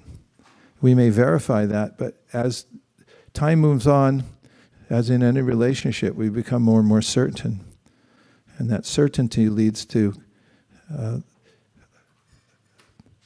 this implicit trust that we have in Krishna. And it's always exhilarating because we live a dual existence in this world. We're in a material body and we've been in one for a long time. And we're used to the various changes that have perplexed us since a time immemorial. So embracing an idea that we don't die, for one thing, and that also we can trust God, which is something that in an infant stage, when we're practicing devotional service, initially we maybe feel wary. Can I actually trust God? And therefore, lots of questions come up about, why did he do this to me? But when the light comes on and we see that, as Krishna describes in the Bhagavad Gita, he's aloof from the material world. It has its own mechanism by which one becomes entangled if one chooses to, and we also realize our responsibility. Responsibility is daunting. If anybody's ever given you a check and then they don't put who it's to, then you might think about, well, who should this go to? We always have to think, where do I want to put my energy? How should I direct my attention? So what Bhagavatam is saying here in this paragraph that leads up to this verse is, there's a process. You can follow it, and you'll feel the reciprocation of Krishna in the process. And regarding whatever we've done in the past, whatever we may be haunted by in the past, Krishna is the one who can help us overcome such the anomalies caused by missteps. In the Bhagavatam, he says, Supada mulam bhajata priyasya taktanya babasa hare priyeshaha vikarma yachchot patitam katanchid dhunoti sarvam hridi sannivishtaha. And that is, if one has made a mistake and fallen from the path of devotional service, Krishna calls it vikarma. There's karma, akarma, and vikarma. Vikarma means you did something really stupid. It's possible when you're in darkness to do something really stupid. And so he's saying, if you're a devotee, you're practicing devotional service, but you did something stupid, or you did a lot of stupid stuff, or you've been doing stupid stuff since the time immemorial, or you started devotional service and then you did something stupid, and any stupidity can be cleared by Krishna from within the heart. He says, Dhunoti sarvam hridi sannivishta. He says, I've entered within your heart. I'm there with you. And therefore, to clear up these misgivings or the reactions that come from anything in the material world, it depends on one's intention and one's sincerity to go on with the process of devotional service despite any missteps. That means coming to a point of honesty with ourselves, that I'm not willing to entertain the false sense of self, wear a mask, and do devotional service just to show myself in a particular light. I sincerely want Krishna. And if I sincerely want Krishna, Krishna always sincerely wants us. He helps us from within the heart. He removes the reactions to past sinful activities. And we can feel that directly. Do you want to say the part 2 to your question? Yeah, I'll be quick. Okay, so will I. Haha. Go ahead. Is there actually a way forward with whatever little free will we have, considering our conditioning from upbringing and mountains of past like karmic chains? And if someone isn't able to reach like Padam, but in this lifetime, what will happen to them after death? And Srila Prabhupada says like 1 minute, but it's hard to believe, like how? Yes, there's a way forward, no doubt, because Krishna's all-powerful. This is one of the themes of the Bhagavatam. Kirata hunandara pulinda pulkasha abhira shumba yavana kasadaya yene chapapa yadapashva yashaya shudyanti tasmai pravavishnave namaha. Shukadev Goswami says, no matter who you are, and he gives a long list of people who are kind of people that are considered to be didn't have a good start in life. They didn't take birth in some place where everyone would say, of course they'll be successful. He said all those people, they're on the list. Why? Because of the power of Lord Vishnu that comes through his pure devotees. Anyone can accomplish. And we know from Bhagavatam earlier, Bejare Muniotagre, Bhagavantam Adhoksajam, Sattvam Bishudham Shemaya Kalpante. And that is that previously the great sages showed the path of devotional service by worshiping Lord Vishnu, because they understood that he was in perfect transcendence. He is perfectly transcendent. And they attained success in their endeavor. And anyone, iha, in this world, at this time, whatever time it may be, who follows those sages will also be successful. Because kalpante ye nutaniha, by following in the footsteps of the devotees who have followed Krishna in devotional service, then one's eligible for the same result. We're not used to getting that kind of liberal treatment in the material world. There's always some catch. But there's no catch when one sincerely surrenders to Krishna. I mean, sincerely surrender, even if you're insincere and you surrender, there's going to be a good effect. Shraddha. Microphone in 7 seconds or less, or your money back. Thank you so much, Maharaj, for picking this verse, because I was thinking about it for a few days now. Even before the class? Even before the class, That's a couple of days, yeah. Thank you. So Maharaj, in the purport, Prabhupada is referring to the Tesham Anukampam verse where we talk about the mercy, a special mercy of the Lord, and you also mentioned that Vikarma, if somebody does Vikarma, Krishna will take care of that. But I was also thinking about the verse we did in the morning from Bhagavatam 10:88:8, where it says, special anugrami, tesham anugrami, I take away all the wealth slowly, and then his. So how, and those are the moments when a person will start to have doubt, right? Like if I'm going to Krishna and he's just reciprocating, like in the beginning it happens that you come to Krishna conscious, you're extremely happy because there's a lot of reciprocation. And then Krishna takes you to the higher level of devotion service where he starts to take away your wealth or add more miseries to your life so that your attachments go away. So what are some tips on how does a person sustain themselves in that situation and still keep the faith? You mean economically? No, devotionally. Devotionally. Well, trusting Krishna, his timing is impeccable. oftentimes we look back and we see, oh, I see why that happened then. Otherwise, this wouldn't have happened. The other day we were on book distribution together, some of us, and we were walking down the street and we took a wrong turn. But when we came back for the right turn, you were there, right? In the right turn, then we met somebody who was ready to pull out of a parking lot, and they took a book, and the dog also was with there, chanted Hare Krishna. Not really, but he licked my hand, which...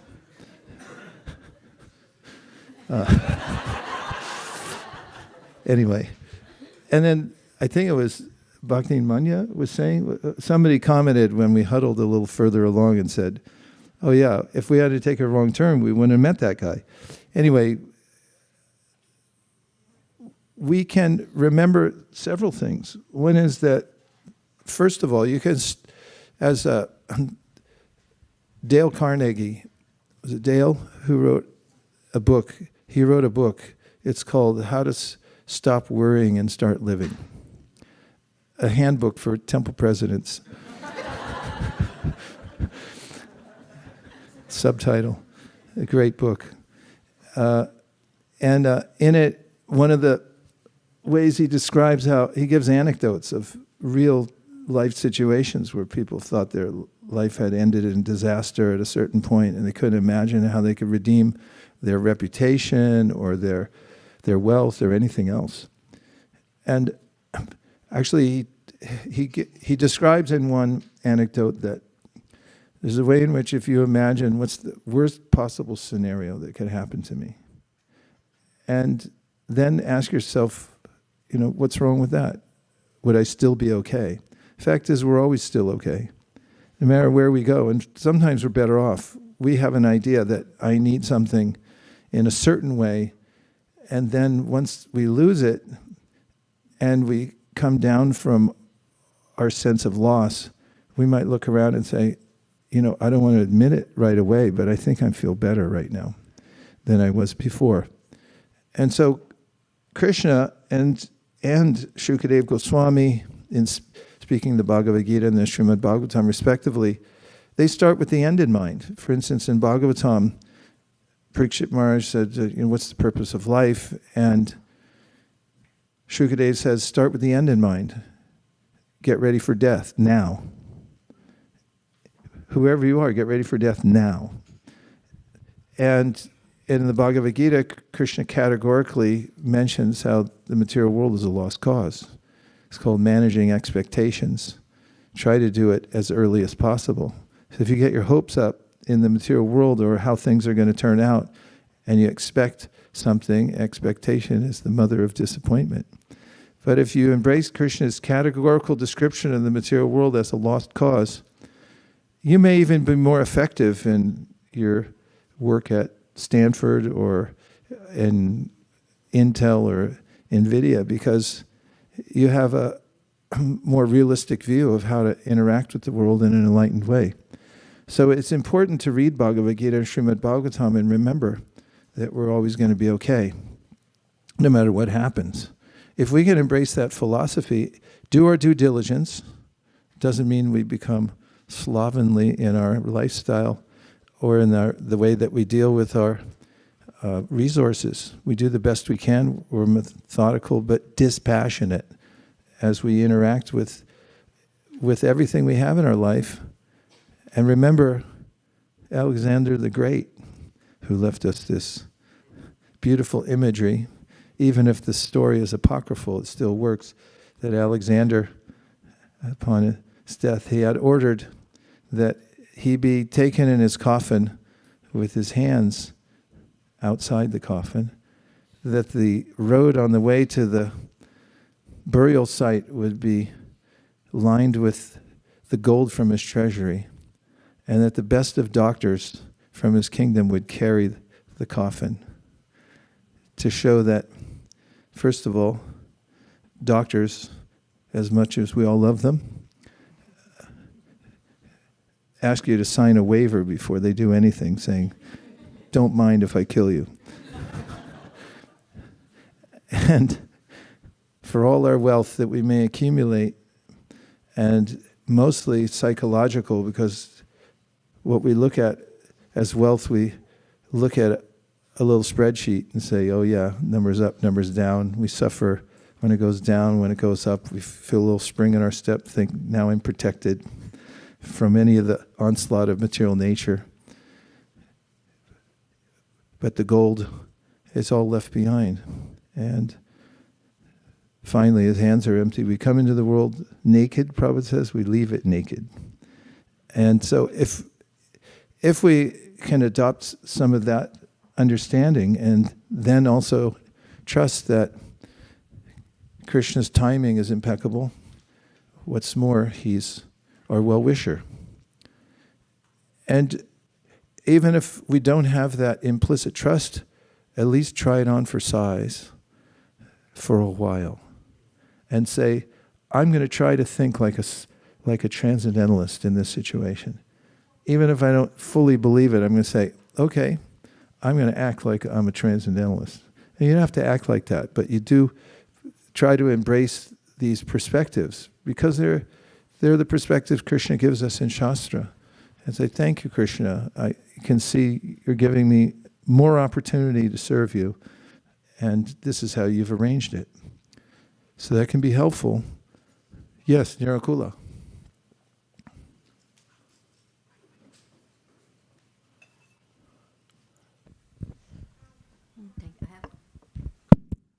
Hare Krishna. I know for myself that it's an attitude change.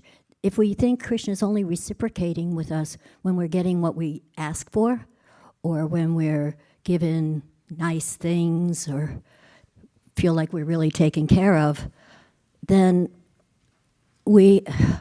for me, when I realize that Krishna's reciprocating with me, even when I don't think I am getting what I want, when things become more difficult, and so it's kind of just an attitude change.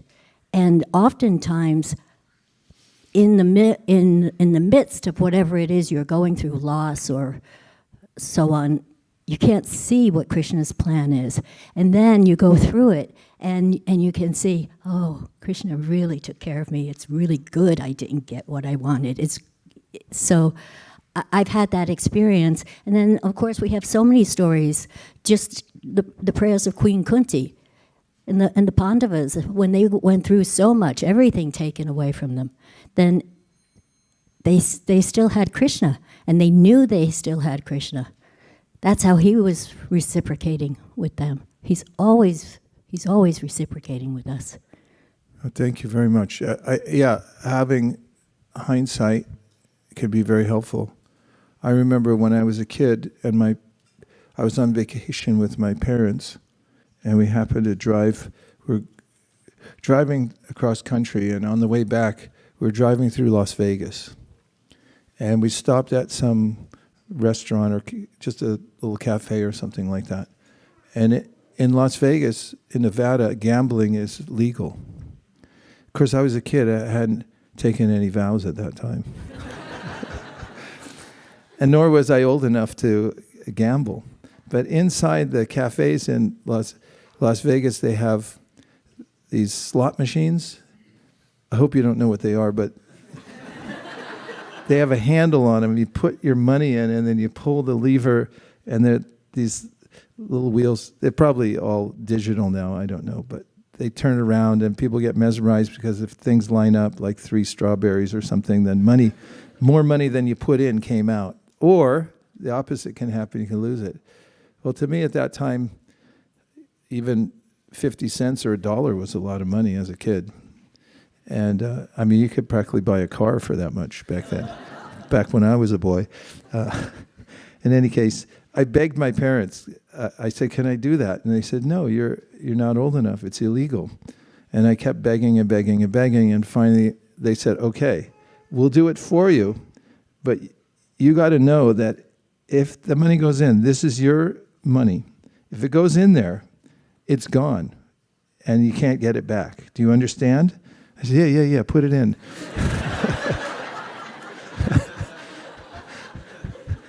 And they put my allowance money in there because that was the deal. And the first time, a little bit more came out. So do it again. They did it again, gone. I said, what do you mean gone? And I cried practically all the way back to California. And thinking back, it's practically the best thing that ever happened to me. That it was a samskar in my heart that don't mess around with your money and don't gamble. If I had won, I might have become an inveterate gambler the rest of my life. I might have thought, yeah, I should gamble on everything. But Krishna took that away from me, and as Nirkula was saying, that lessons are important. If we change the metaphor of the world and why we're in it to a classroom, and we see whatever happens, oh, what's the lesson in that? And we try to take that, then it becomes highly effective. So yeah, as they say. Okay.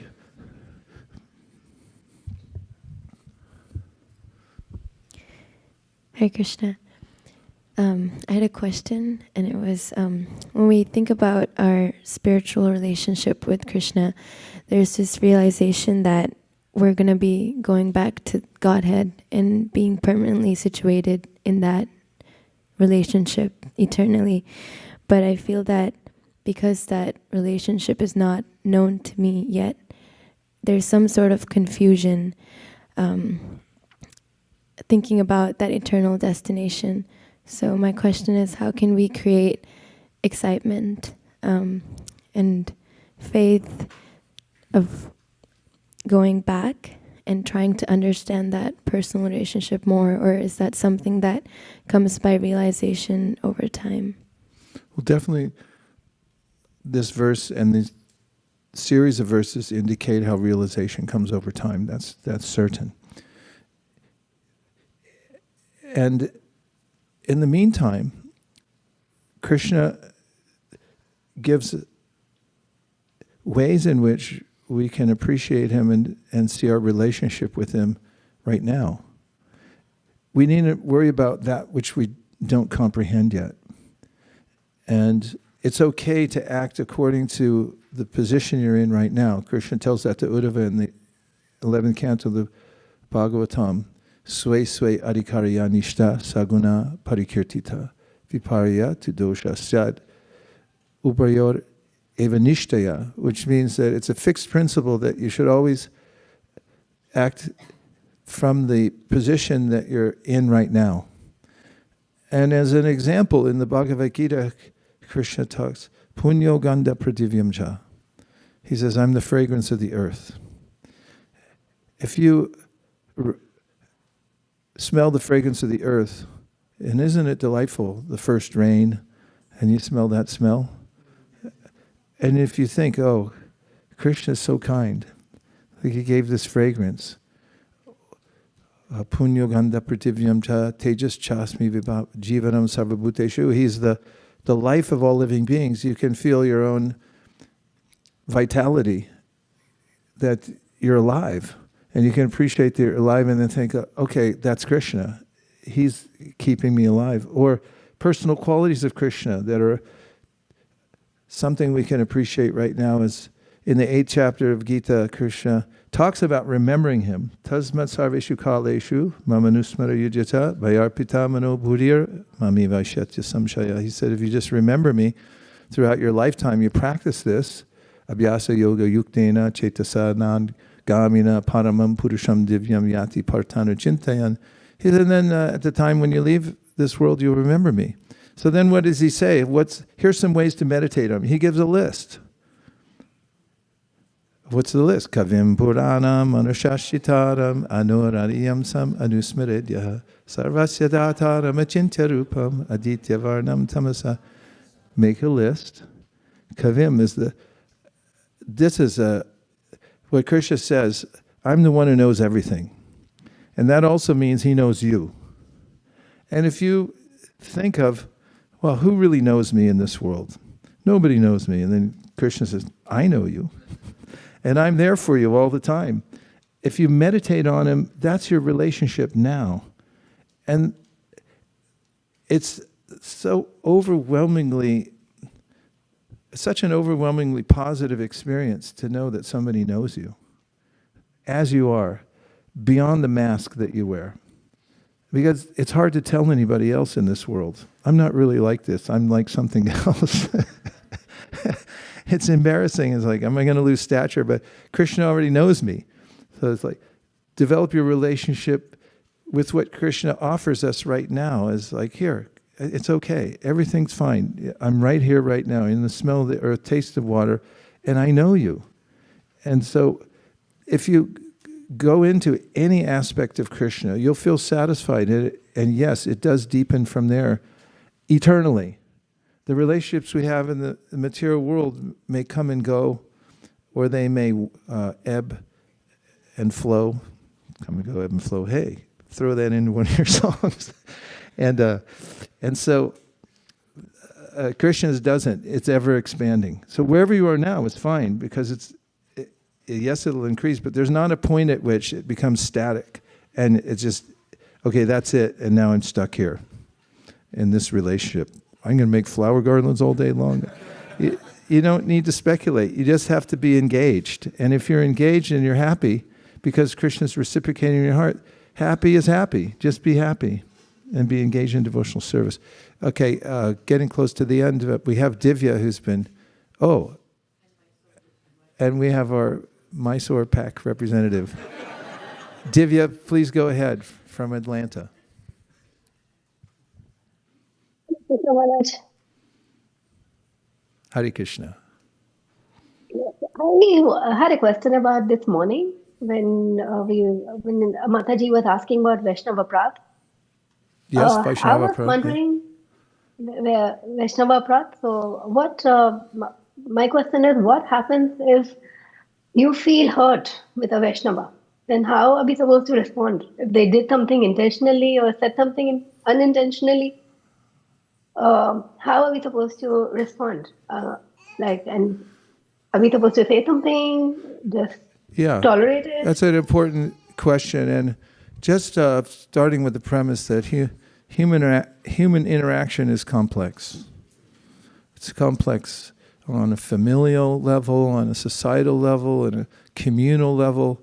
There's always complexities, and the fulcrum of our ability to make progress mostly depends on our ability to deal with that complexity. And it really depends on the circumstances and the relationship you have with various types of people. But one way that can be successful at a certain level is to use nonviolent communication when you talk to others who you perceived have offended you. Sometimes people don't know they offended you. Once, when I was a brahmachari, a freewheeling brahmachari, I was passing through Japan, and I had a godbrother there named Naganatana.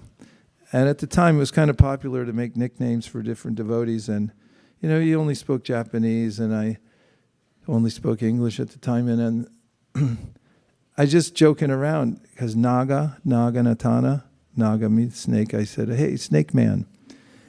And I know 30 years later, he revealed to me that really hurt me, that you called me snake man. I mean, because something's lost in translation and the culture and everything like that. And I had no idea that I offended him. So sometimes we don't know that we offend people or why they're offended with us. So the first line of reparation is to be courageous and straightforward in a way that one can hold a conversation with another, either by writing a letter, probably not an email, but a letter, and also by meeting somebody in person, perhaps with another mature person there to help mediate. You might express to the person what about your interaction with them made you feel offended. And the secret to it, to the nonviolent part of it, is don't assign any intention on their part. If you take that part out and you say, in some preface, like, I know you didn't intend to, it wasn't your intention, but this is what you did and this is how it made me feel. And it becomes innocuous, according to the theory of nonviolent communication. You can test it out, because in any interaction, everyone's trying to assess what the person's intention was. Did you mean to do that to me? Or even in the court of law, the whole purpose of holding court anyway is to figure out what the person intended to do. And if they intended to kill somebody, then it's going to be a severe punishment. If they didn't intend to and they had no idea and there was no negligence in the process, Radha, am I doing okay? She's an attorney. There was no negligence beforehand. Practically speaking, the sentence is going to be very light, because that's how we assess it. So if you talk to people and try to work it out, you can even have a stronger bond afterwards. And that's my observation of what strong communities are made of, is the courage to work out differences when we have them. And when you get a large group of humans together, there's going to be mistakes, there's going to be inadvertent or advertent offenses, and if we deal with it methodically and dispassionately and work it out, then we grow to the next level. And it's something Krishna mentions in the Gita in the 12th chapter, that if you learn how to do this and work things out with people in a commonsensical, cool-headed way, and learn to overcome your differences, then he said that such people are very dear to me. So that's something to strive for. Devotional service isn't just showing up for Mangalartik, but it's also interacting with others and dealing with the complexities of relationship in an enlightened way and according to the way Krishna would like us to do that. So that's one tip. It's a tip, I guess. And there could be more, but to be continued. And now for the close, we have Vaikuntha Nayaka, our representative from Mysore. Hare Krishna, Vaikuntha Nayaka. Thank you, Divya. Dandavats, Guru. Dandavats. Actually, today we have 4 representatives from Mysore in this call. Is that right? So, wow. Yeah. So, Ravi is there, and Ravi Prabhu, Nisarga Mataji, and Akhilesh Prabhu. So Haribo, Hare Krishna. There are more. Mysore, give it up.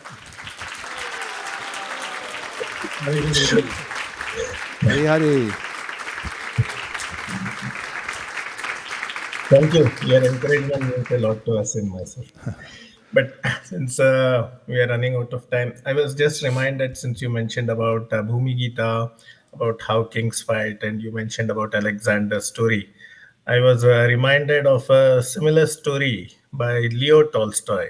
It's set in the early 1900s, I believe, and it's called How Much Land Does a Man Need? And very quickly, the story is like there's a farmer who wants to possess a lot of land, and he comes across a tribe who he thinks are simpletons.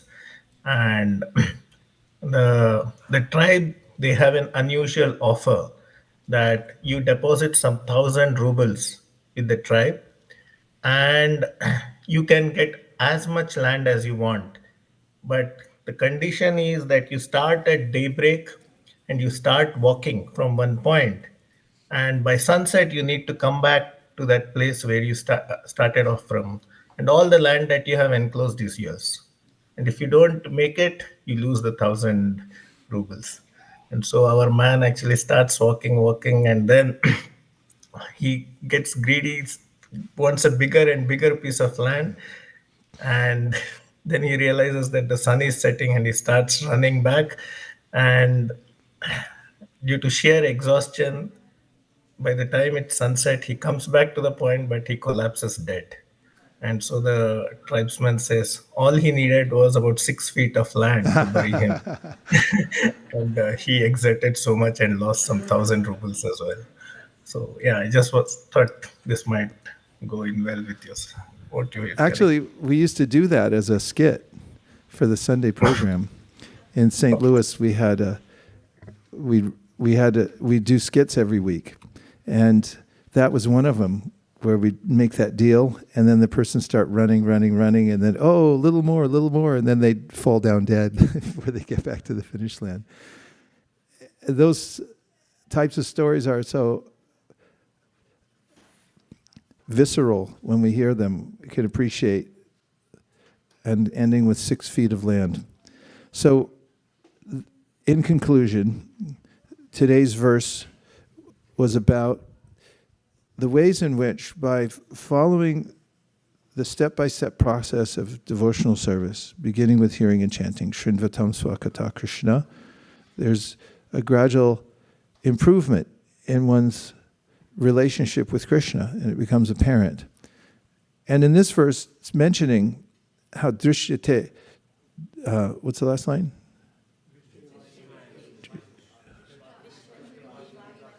Yeah, I have to say it from the beginning because I can't hear you with the Vidyate hridaya grantish chidyante sarvasa shiyante chasya karmani drishta eva manishvari.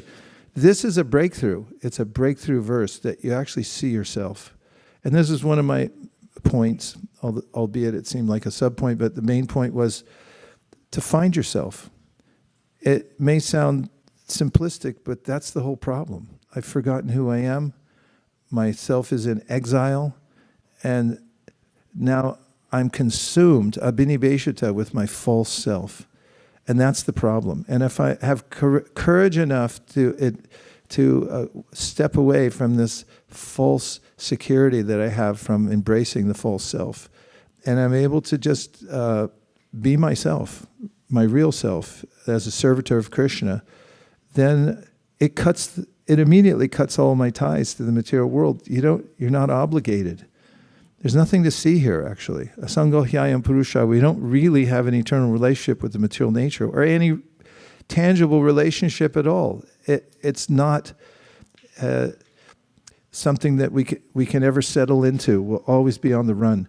So it's a great relief to realize oneself, to come to the conclusion of this paragraph, Drishta eva manishvare, when you realize Krishna's my master, I'm a hero in embracing that, not anything else. The heroism of the material world is a farce, and it leads only to bewilderment and a sense of fear.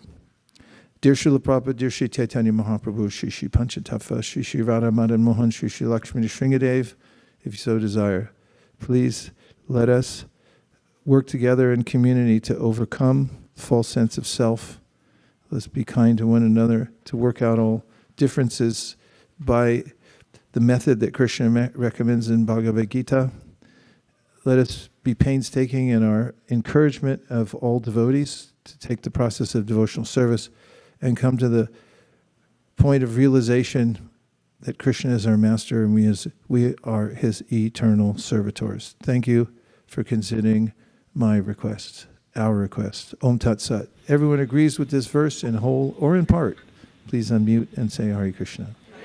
Hare Krishna. And now we have I'm the warm-up act. We have the main part of our show, which is the Kishore presentations. There'll be one today by Gauranga. Okay, Gauranga is going to be giving a 8.5-minute presentation coming up in 1 minute and 32 seconds. Vancha kalpadrishcha kripa sindhabe vacha patitanam pavanibhyo vaishnavebhyo namo namaha nantakoti vaishnaviniki jai. Yudhishthira Prabhu is in the back in the light blue, and his exalted wife, Srimati Radha Devi Datsi, is over there with the dark chutter. Could you raise your hand so people know who you are? Please try to get their association. They came all the way down from Santa Rosa, and we're deeply grateful that you did. Thank you. Hare Krishna.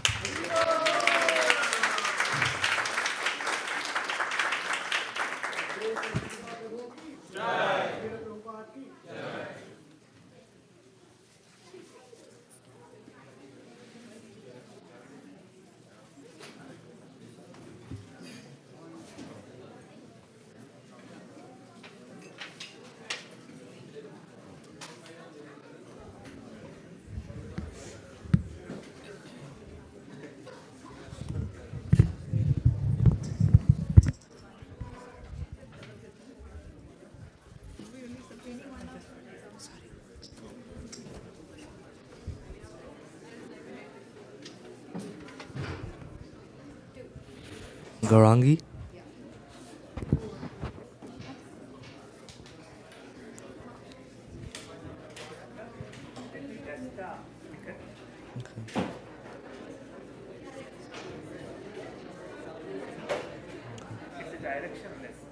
Okay. Okay.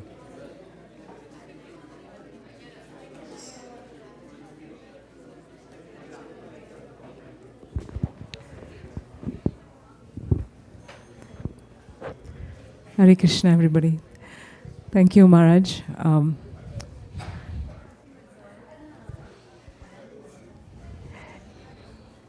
It was a very blissful morning hearing the Bhagavatam nectar for today.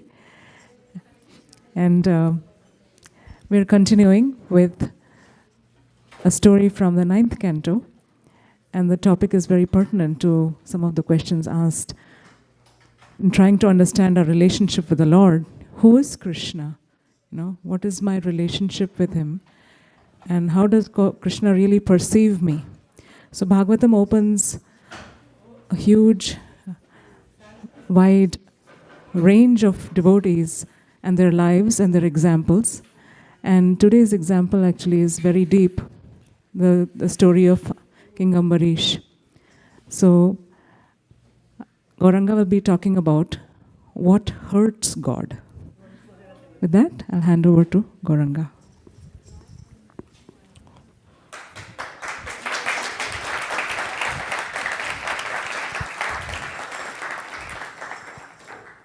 Hare Krishna. My name is Gauranga, and today I'll be presenting from Bhagavata Viveka, chapter 12, What Hurts God. So, the relationship between the Lord and his pure devotee showcases the highest degree of love, affection, and reciprocation. Offending the devotee hurts the Lord's heart more than anything else.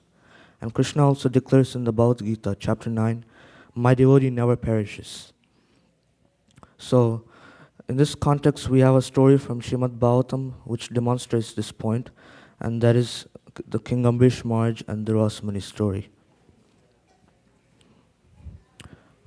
King Ambarish Maharaj was a great devotee of the Lord, and he engaged all his senses and mind in the service of the Lord 24 hours a day. Sarvapadi vinur muktam tat paratvena nirmalam rishikena rishikesha sevanam bhaktiruchate. So he was a great devotee. He also performed a lot of austerities to please the Lord. He was doing one such austerity which was Ekadashi Vrat for 1 year. And on a Dwadashi day, he invited Dasa Muni to accept prasadam at his home.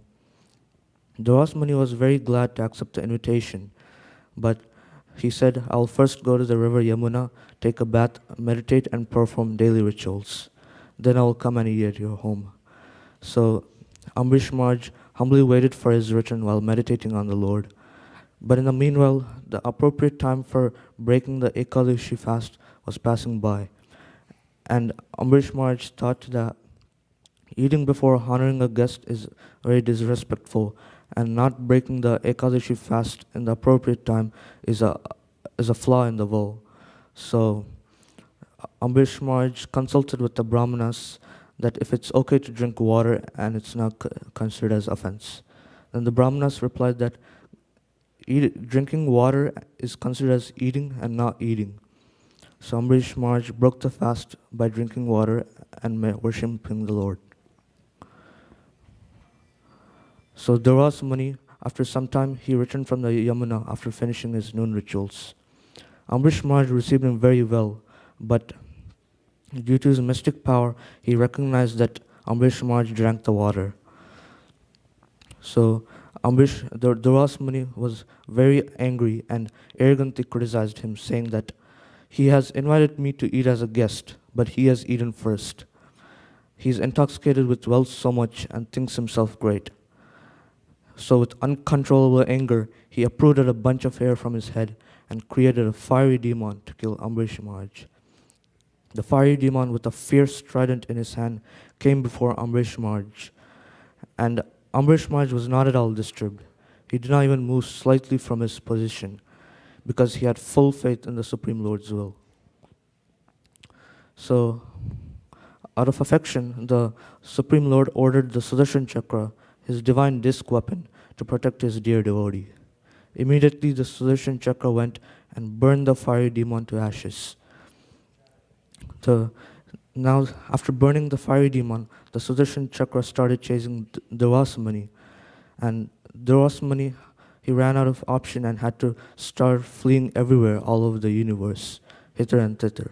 He went to Lord Brahma and Lord Shiva, and nobody could protect him but due to his offense at the Lord's devotee. So finally he went to Vaikuntha Loka and fell directly at the Lord's feet, begging for forgiveness. The Lord said, "I'm always under the control of my devotees. I'm not at all independent. Pure devotees are always in my heart, and I'm always in their hearts." So the Lord suggested Devasamani to go to Amrish Maharaj and pay obeisances to him. And if he's pleased, then I will be pleased.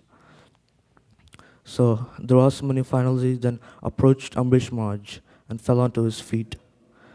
Being a very humble devotee, Amrish Maharaj really felt embarrassed at this and immediately offered prayers to the Sudarshan Chakra to stop burning him. The Sudarshan Chakra, being pacified, stopped burning him and left. Devasamani finally felt happy for Amrish Maharaj and begged for forgiveness. He was very satisfied that he offered the highest blessings and praised him, saying, "Today I have realized the greatness of Vishnu Bhaktas."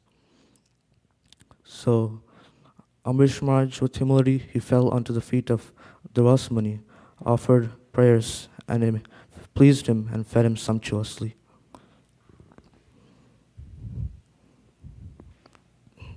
The key takeaways from this story are: the Lord always protects his devotee who worship and serve him without selfish desires.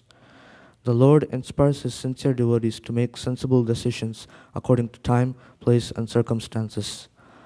Austerity and learning are auspicious, but if they are not accompanied by devotion to God, they are most dangerous, both to oneself and others. One's prowess employed against a devotee certainly harms the person who engages it. Although the Lord is fully independent, he becomes dependent on his devotees by his own sweet will. Devotees are willing to sacrifice everything they have to serve or save others, but they don't take credit for their actions. They transfer all glory to Guru, Acharyas, and Krishna. Sometimes humility and tolerance could be more effective than weapons in transforming the heart of a proud and envious person. So to conclude, although a humble devotee never takes offenses by others seriously, the Lord takes them seriously. The Lord can tolerate any offense done to him, but the Lord cannot tolerate any offense done to his unalloyed devotees. Offending the devotee hurts the Lord, who always stays within the devotee's heart. So mature devotee is always ready to forgive any offender, but the offender must be ready to give up one's false ego and beg forgiveness. And when the offender is ready to take shelter of the devotee and honestly beg for forgiveness, then the Lord is only willing to excuse him. So thus the Lord established the superiority of bhakti of a pure devotee compared to the power of a mystic yogi. Thank you very much. Hare Krishna.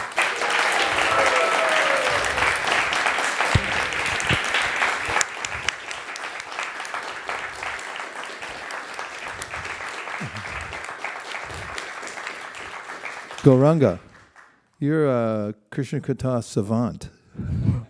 That was amazing.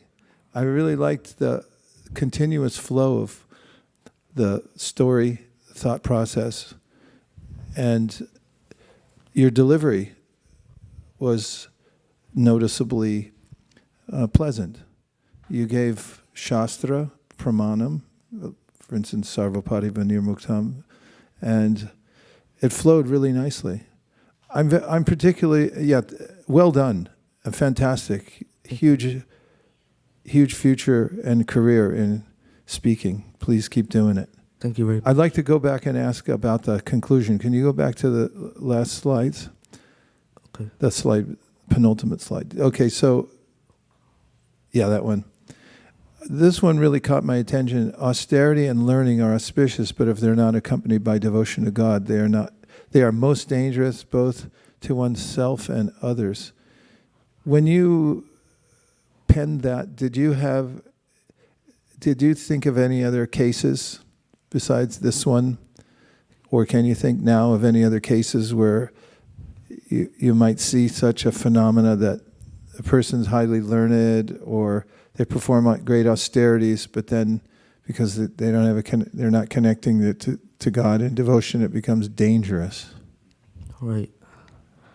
So like there are many people like that. Like even non-devotees, they do a lot of tapasyas, like mystic yogis, but they're not doing it for Krishna. Like I heard in the Bhagavad Gita, like some mystic yogis, they do all their austerities for demigods, and I heard of some demon named Rikasuras, and he did so much austerity that he used to offer his flesh into the sacrifice, and he got the benediction from Lord Shiva, but immediately he started attacking on Lord Shiva, and started trying to test his power.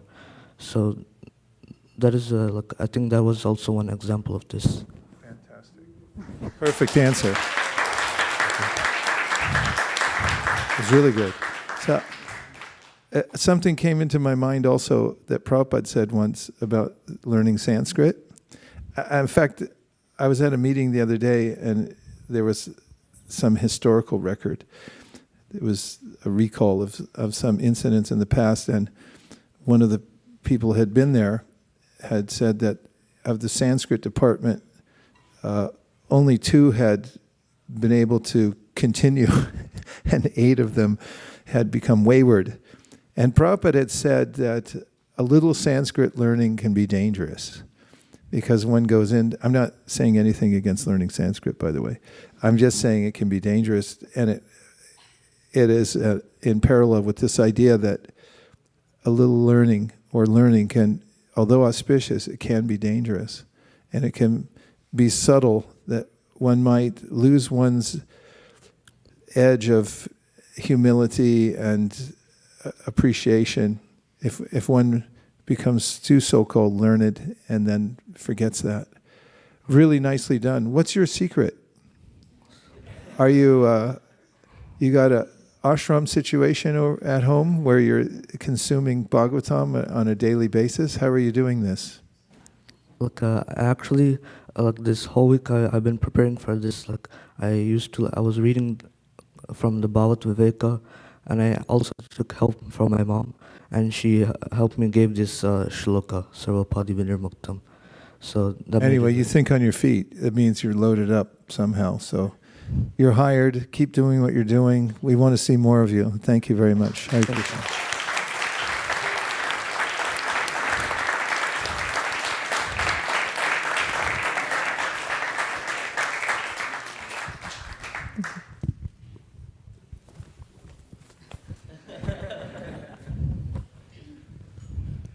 What a crazy person I am, sitting here and my spiritual master is walking. Thank you so much, Gauranga, for such a wonderful presentation, and I really like seeing you growing. I'm being here for a decade and I'm seeing you like a baby growing up, and Krishna Mahaprabhu coming here, and I feel so proud when you presented with such a authenticity. It was not just some storytelling, but you had you know that what you're talking about. It's not just you're blurring out. You understood the essence. So I was really so proud and so happy to see you presenting. And as Maharaj told that, looking forward for many, many presentations in the future. All the best. Yes, thank you.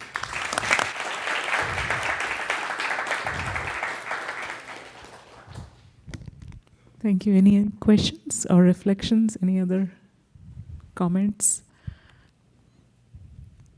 Okay. Thank you so much, everyone. And thank you, Gauranga. I mean, you've got the best and most encouraging audience, and I have seen that your parents are investing so much in you to make you very full-fledged and complete in your Krishna conscious knowledge as well as your practice. And of course, your service attitude towards Mother Cow. He is always there, and I can see the mode of goodness and pure goodness is coming in you. So I'm very grateful to have this role of being your Sunday school teacher. but also thankful to the audience here. Thank you to all the devotees for encouraging the students every week. It means a lot to them, and I feel grateful to be part of this process for these souls. They're gifted from birth, and we can see that. Thank you very much.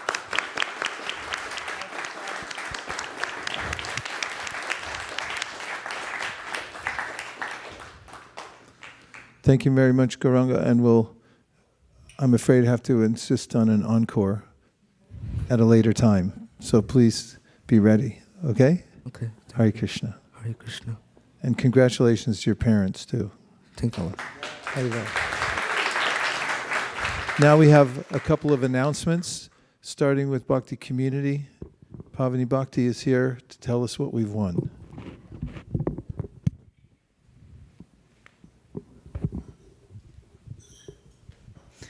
Thank you, Gurudev. Thank you, everyone, for being here.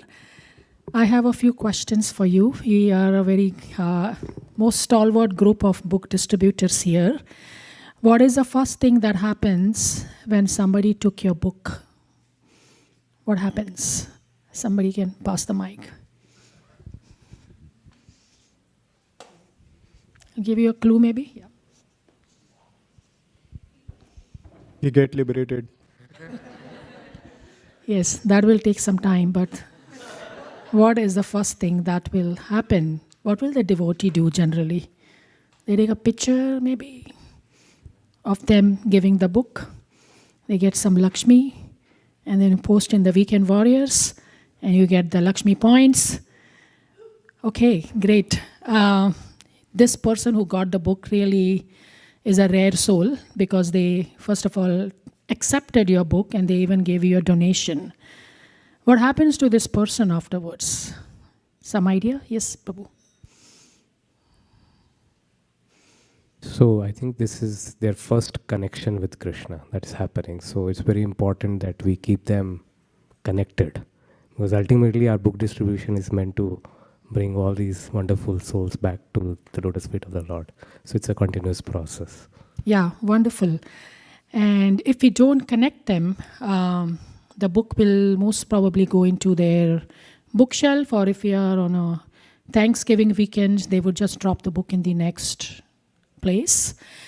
So it's most important that the people who get the book, it's good that they took the book. The book is in their bookshelf. It might be there for a couple of generations, and somebody in the family will pick it up, and they will get the Agyat Sukriti by somebody else from their family. So the point I'm trying to say is that if we do not connect with them after giving the book, it's a big loss from our side. So what happens if somebody connects with them? I would like to call Vicky to see what happens when she got the book and somebody connected with her from our community. She can share with us what really happened to her and how it has changed her life.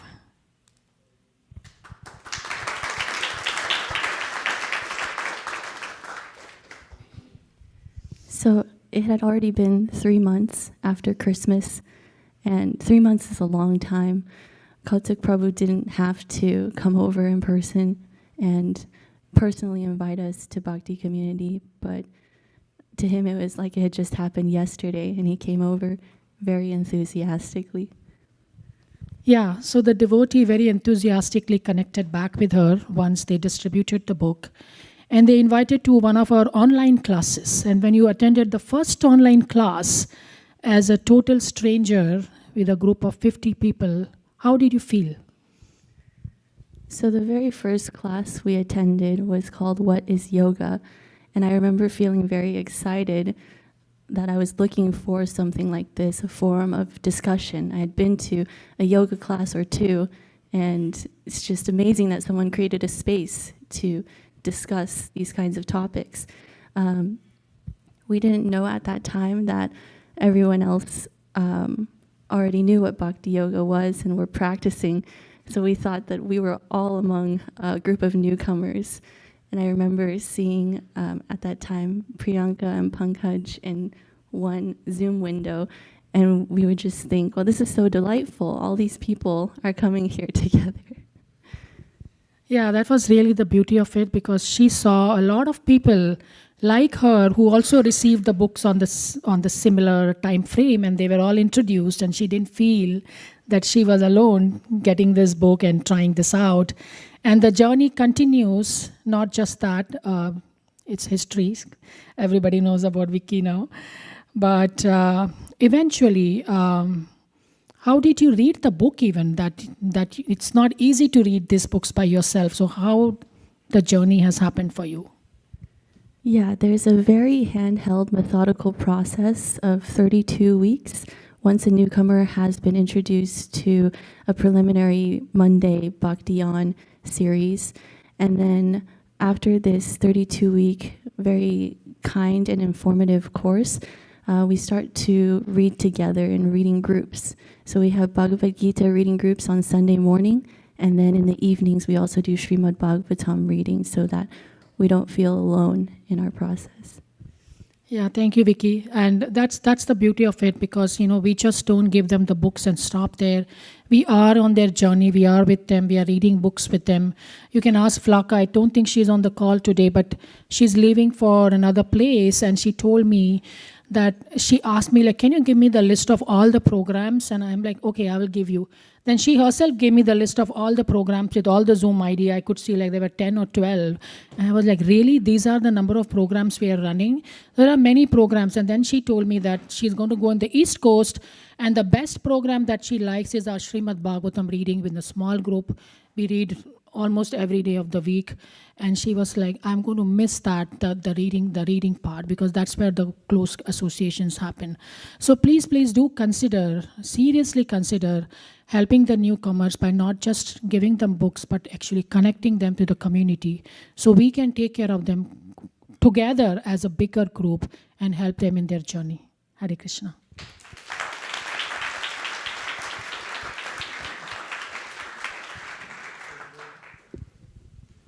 Much Pavani Bhakti and Bhakti and Vicky. And now we have an announcement for Team ISV book distribution and Sankirtan by our co-Sankirtan director, Malini Devi Dasi. Give it up.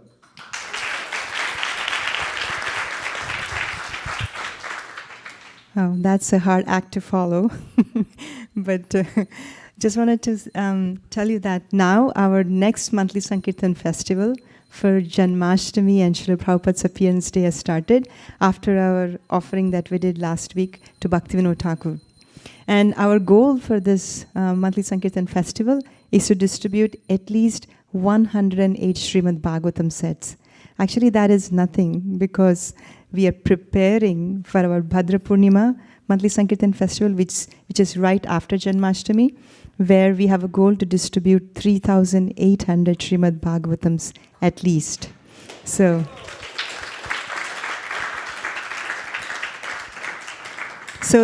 this from now, from this week on till the Bhadra Purnima, we will have a call every Thursday evening for us to discuss the different strategies that we want to employ for distributing Srimad Bhagavatam sets. Because I know that we think that, oh, we've already done a lot, how are we going to do more? I just wanted to share one story that it's important to leave everyone with a good impression. As Pavani Bhakti Mataji was saying, we went to, I don't know what place was that, Mammoth Lakes some time ago. And we took some set of Srimad Bhagavatam and we took some Bhagavad Gitas with us, but didn't get a chance to distribute at Mammoth Lakes. So we were passing through Yosemite on the way back. So I was thinking, I have these books, I have not even distributed one. How do I do that? So we just stopped at a rest area randomly. No, there were no people around, but I was just standing there with a stack of books, hoping somebody would come. And there were two gentlemen who just came to stop for the rest area. And then I immediately approached and I asked them, would you like to take these books on yoga meditation? And one person, he was Indian gentleman, he said, oh, I'm from Varanasi. I know everything. I thought, oh no, I lost this person too. But he was saying how he has been growing up with all these samskaras, very, very nice samskaras, then I was trying to say, did you read Bhagavad Gita? I said, oh, I know Bhagavad Gita by heart. I was saying, oh, okay. But the person standing right next to him, he said, I will take that book. So he took the book. He gave a small donation at that time. And I felt pacified that at least we did at least one book. And recently we went to some of the Indian store here. And while we were distributing books, this person came up to me and he said, do you remember me? I said, this is a very hard question because we meet so many people. Tend to forget their names, you tend to forget them. And then he said, you gave me a book in Yosemite. And he said, I read the entire book after I took that. I am from Indian origin, but I never read a Bhagavad Gita before. And he said that there's a sticker on that book which has the address of the temple. And we also give the Bhakti community card information in there too. And he took the sticker, he came to the temple. And after that, he got connected. And now he's regularly attending programs at Achyuta Chaitanya Prabhu's home. So I was just thinking how a book travels all the way from Yosemite back here to Bay Area, to the temple, and to a program that is being connected. So books are potent because the instructions of Krishna are inside that, and Srila Prabhupada's ecstasies in the form of purports are there. So we cannot underestimate the power of a book. So please participate in this. And Bhadra Purnima, monthly Sankirtan festival, which is coming in September, is a good opportunity because everybody will get an opportunity to present a Srimad Bhagavatam set. And we will strategize more and more, but please do come for all the calls, Thursday evenings, as well as for the book distribution today. Today we have a lot of spots that Adinath Krishna Prabhu will announce the spot for the Western Sankirtan. And there is another spot which is going to the Vietnamese mall. Srivas Prabhu is going along with, you're going to? Yeah, Ananda Kishore Prabhu is also going. So if somebody wants to get some experience about Vietnamese book distribution, please join them. And we have a spot in Cupertino. We have a spot in Fremont. We have a spot in Dublin, Pleasanton. And the Western Sankirtan spots. Thank you. Hare Krishna, dear devotees, my obeisances. We have 4 primary spots. One is San Francisco. It's called Fillmore Jazz Festival. This is relatively conducive environment for distributing Srila Prabhupada's books and inviting them to Bhakti community because the jazz music is relatively peaceful.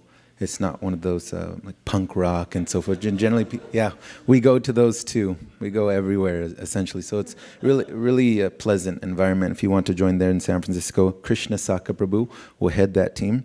Second is another San Francisco spot, Ferry Building. This is generally for vendors, a farmers market type of environment. Thirdly is in Milpitas. This is mainly meant for Indian body outreach. We have a very good relationship with the store manager there. They let us inside and distribute. So if you'd like to try that out. And then a fourth one, Krishna willing, I'll be going to the Santa Cruz area. And it could also mean Capitola. Usually drive by to see the activity level. So if you want to join any of these 4 spots, you can get in contact with any of the 4 devotees that I mentioned. And I'll share one letter from Srila Prabhupada to Sudama that really resonated with me recently because I asked one of my mentors about the Krishna consciousness, mood, and mission. What is a more holistic and appropriate way of approaching and applying this? Quote, it doesn't matter whether they are initiated or not. If they are coming in large number, that is the success of our mission. We are not after making initiated members very many, but our concern is that people understand this philosophy in wider circles. Initiated members are for managing the temples and preaching work, but our program is to invite people to our feasts, let them hear our philosophy, and dance and chant. That is the basic principle of our philosophy and preaching work. Dated April 11th, 1971. Thank you very much, dear devotees. Hare Krishna.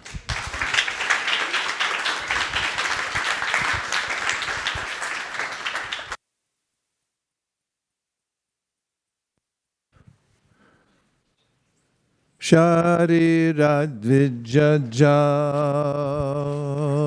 Jodendriya tahika Jive pele vishaya shagare Tarma jivayati Loba moisu durmati Taki jeta katita shangshare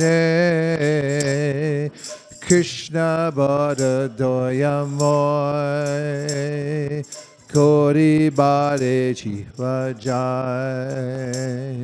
Swaprasadana dilobai Shayanamrita pao Radha Krishna guna gao Preme Dakto Shri Chaitanya Nitai Preme Dakto Shri Chaitanya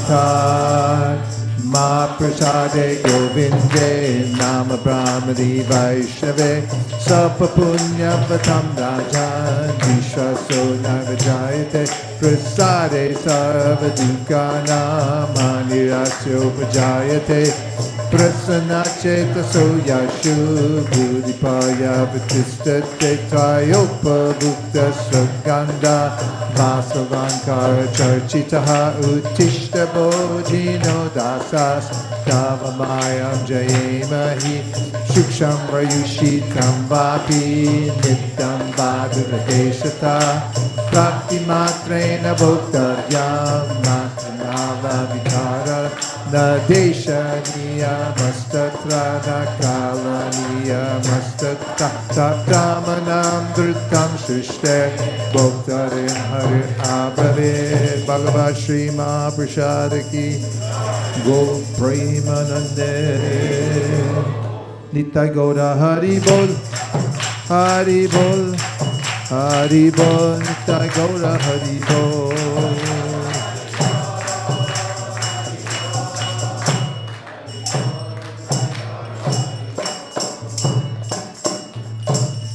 Please come take prasadam. Hare Krishna.